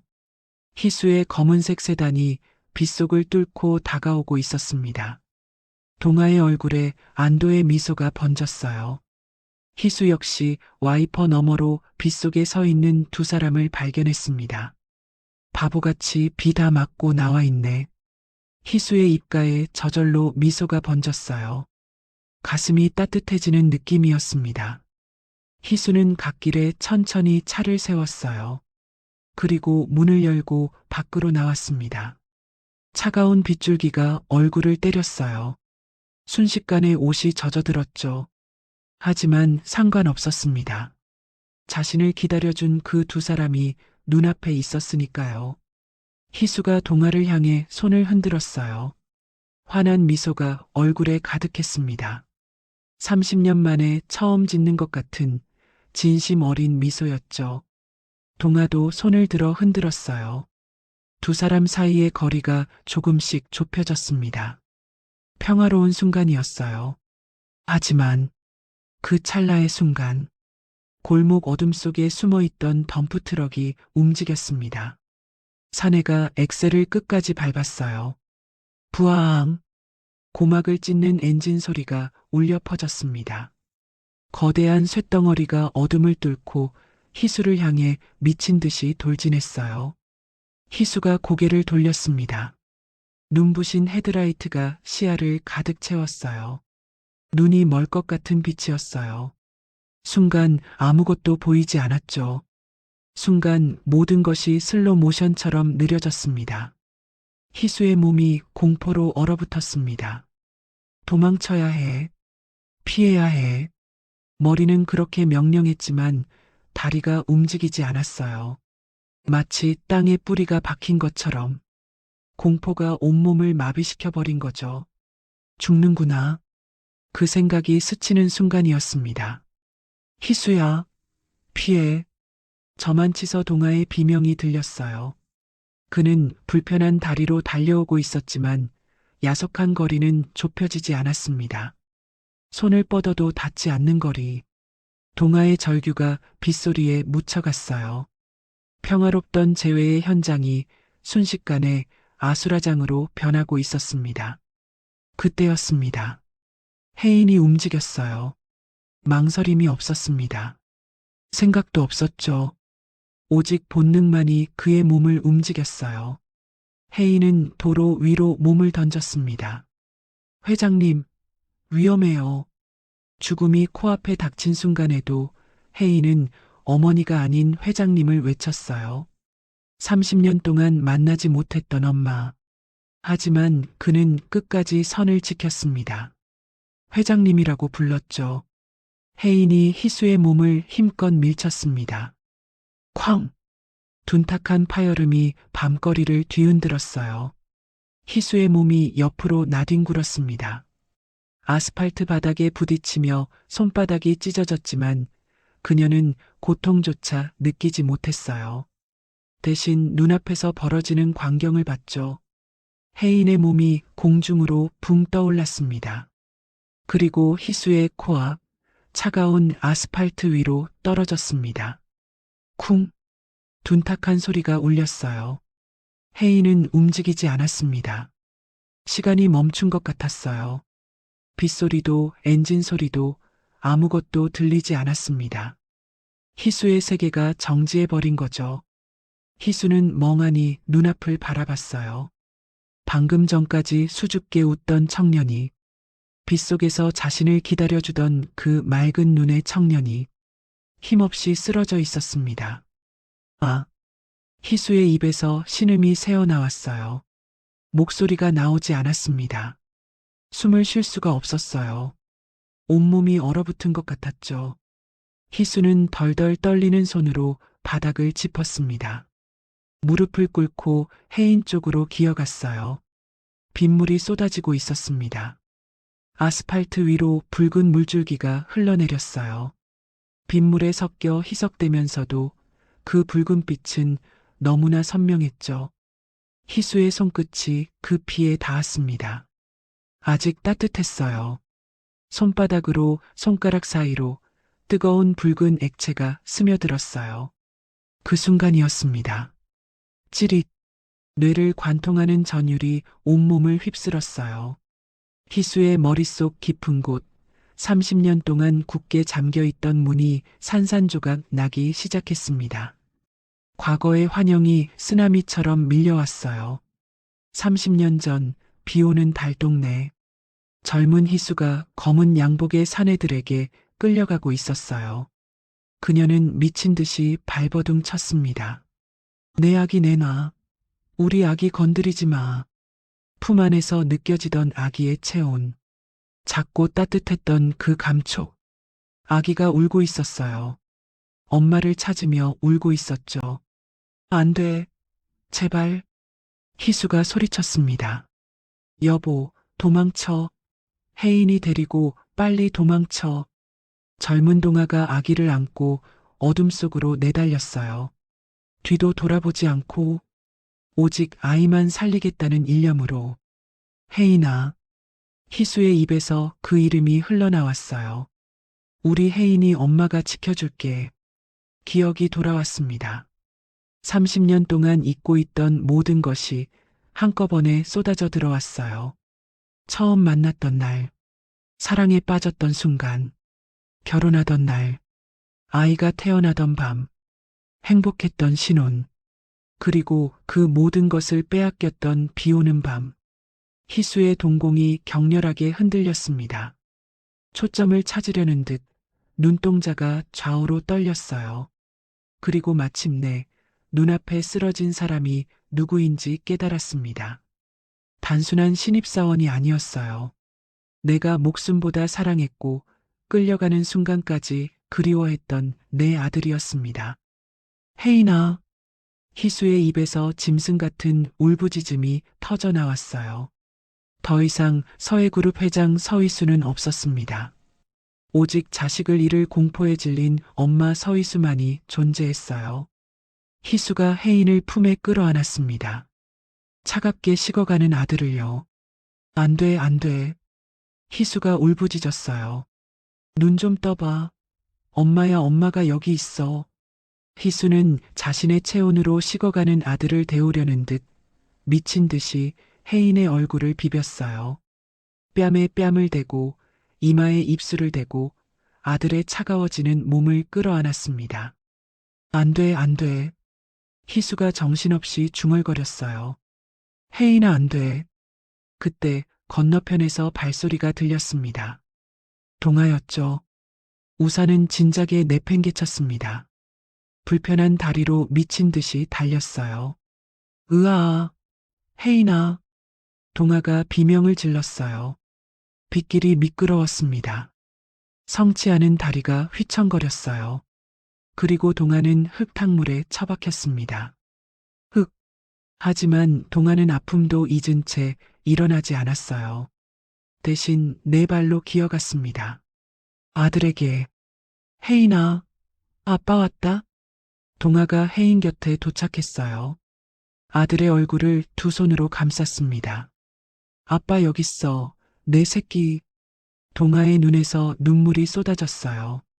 빗물인지 눈물인지 구분이 안 됐습니다. 눈앞에서 벌어진 참상의 동아의 이성은 완전히 끊어져 있었어요. 동아가 사색이 되어 주머니를 뒤졌습니다. 휴대폰을 꺼냈어요. 119를 눌러야 했습니다. 아들을 살려야 했죠. 하지만 손이 떨렸어요. 극심한 공포와 쇼크로 손가락이 발작하듯 떨려서 터치 화면조차 누를 수가 없었습니다. 왜 안 눌려? 동아가 신음했어요. 제발, 제발 좀. 손가락이 화면 위를 헤맸습니다. 이를 누르려 해도 손이 미끄러졌어요.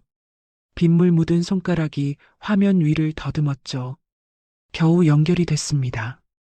여보세요. 동아가 전화기에 대고 악을 썼어요. 여기 사고 났어요. 빨리요. 빨리 와주세요.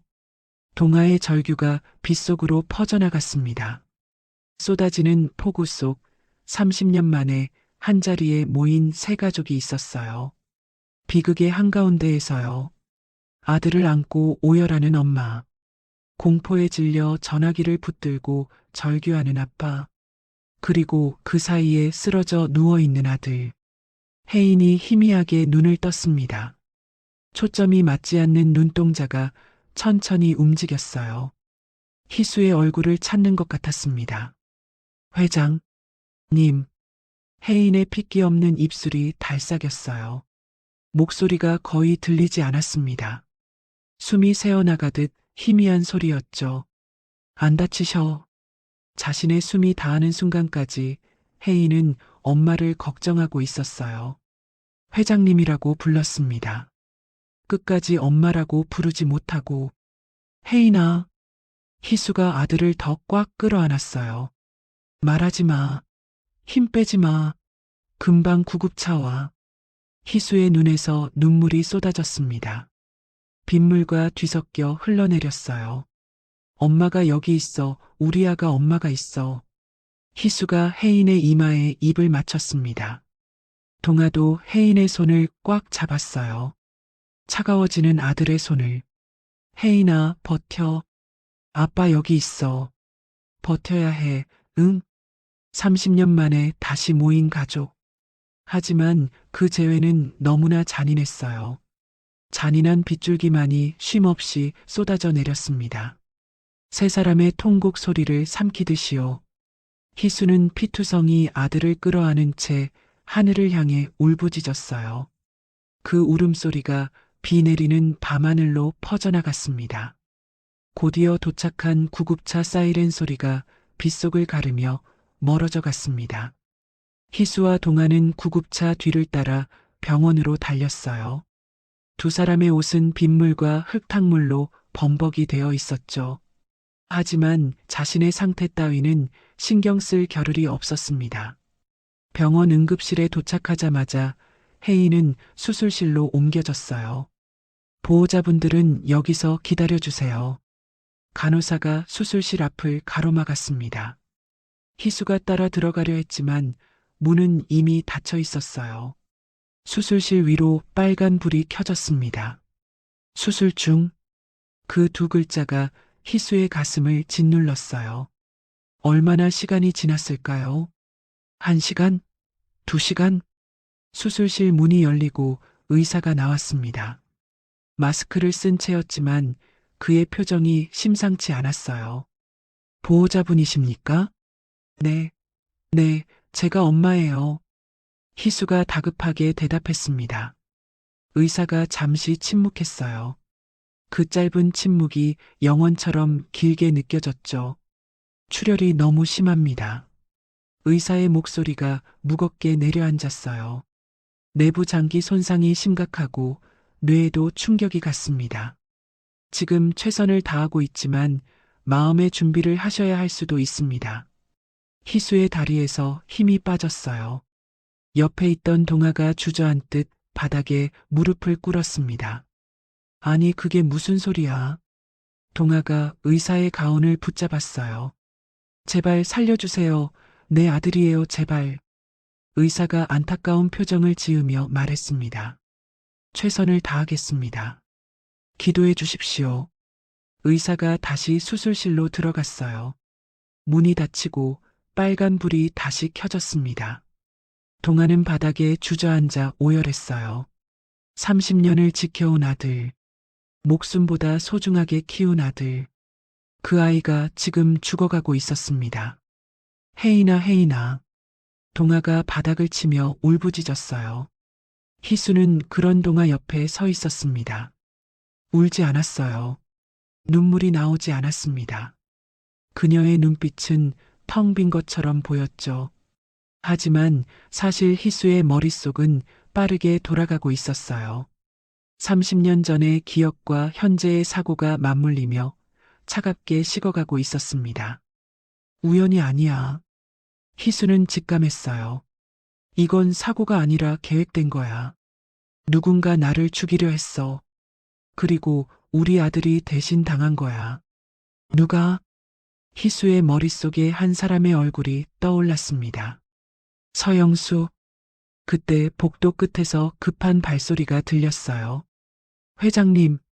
비서실장이 사색이 된 얼굴로 달려오고 있었습니다. 그의 손에는 태블릿 PC가 들려 있었죠. 회장님, 찾았습니다. 비서실장이 희수 앞에 멈춰서며 헐떡였어요. 사고 현장 인근 CCTV랑 트럭 블랙박스를 확보했습니다. 그리고 트럭 운전사가 경찰 조사에서 자백했습니다. 희수의 눈빛이 날카로워졌어요. 누구야? 낮고 차가운 목소리였습니다. 비서실장이 침을 꿀꺽 삼켰어요. 운전사 통화 내역에 서영수 전무의 대포폰 번호가 나왔습니다. 희수의 손이 떨렸습니다.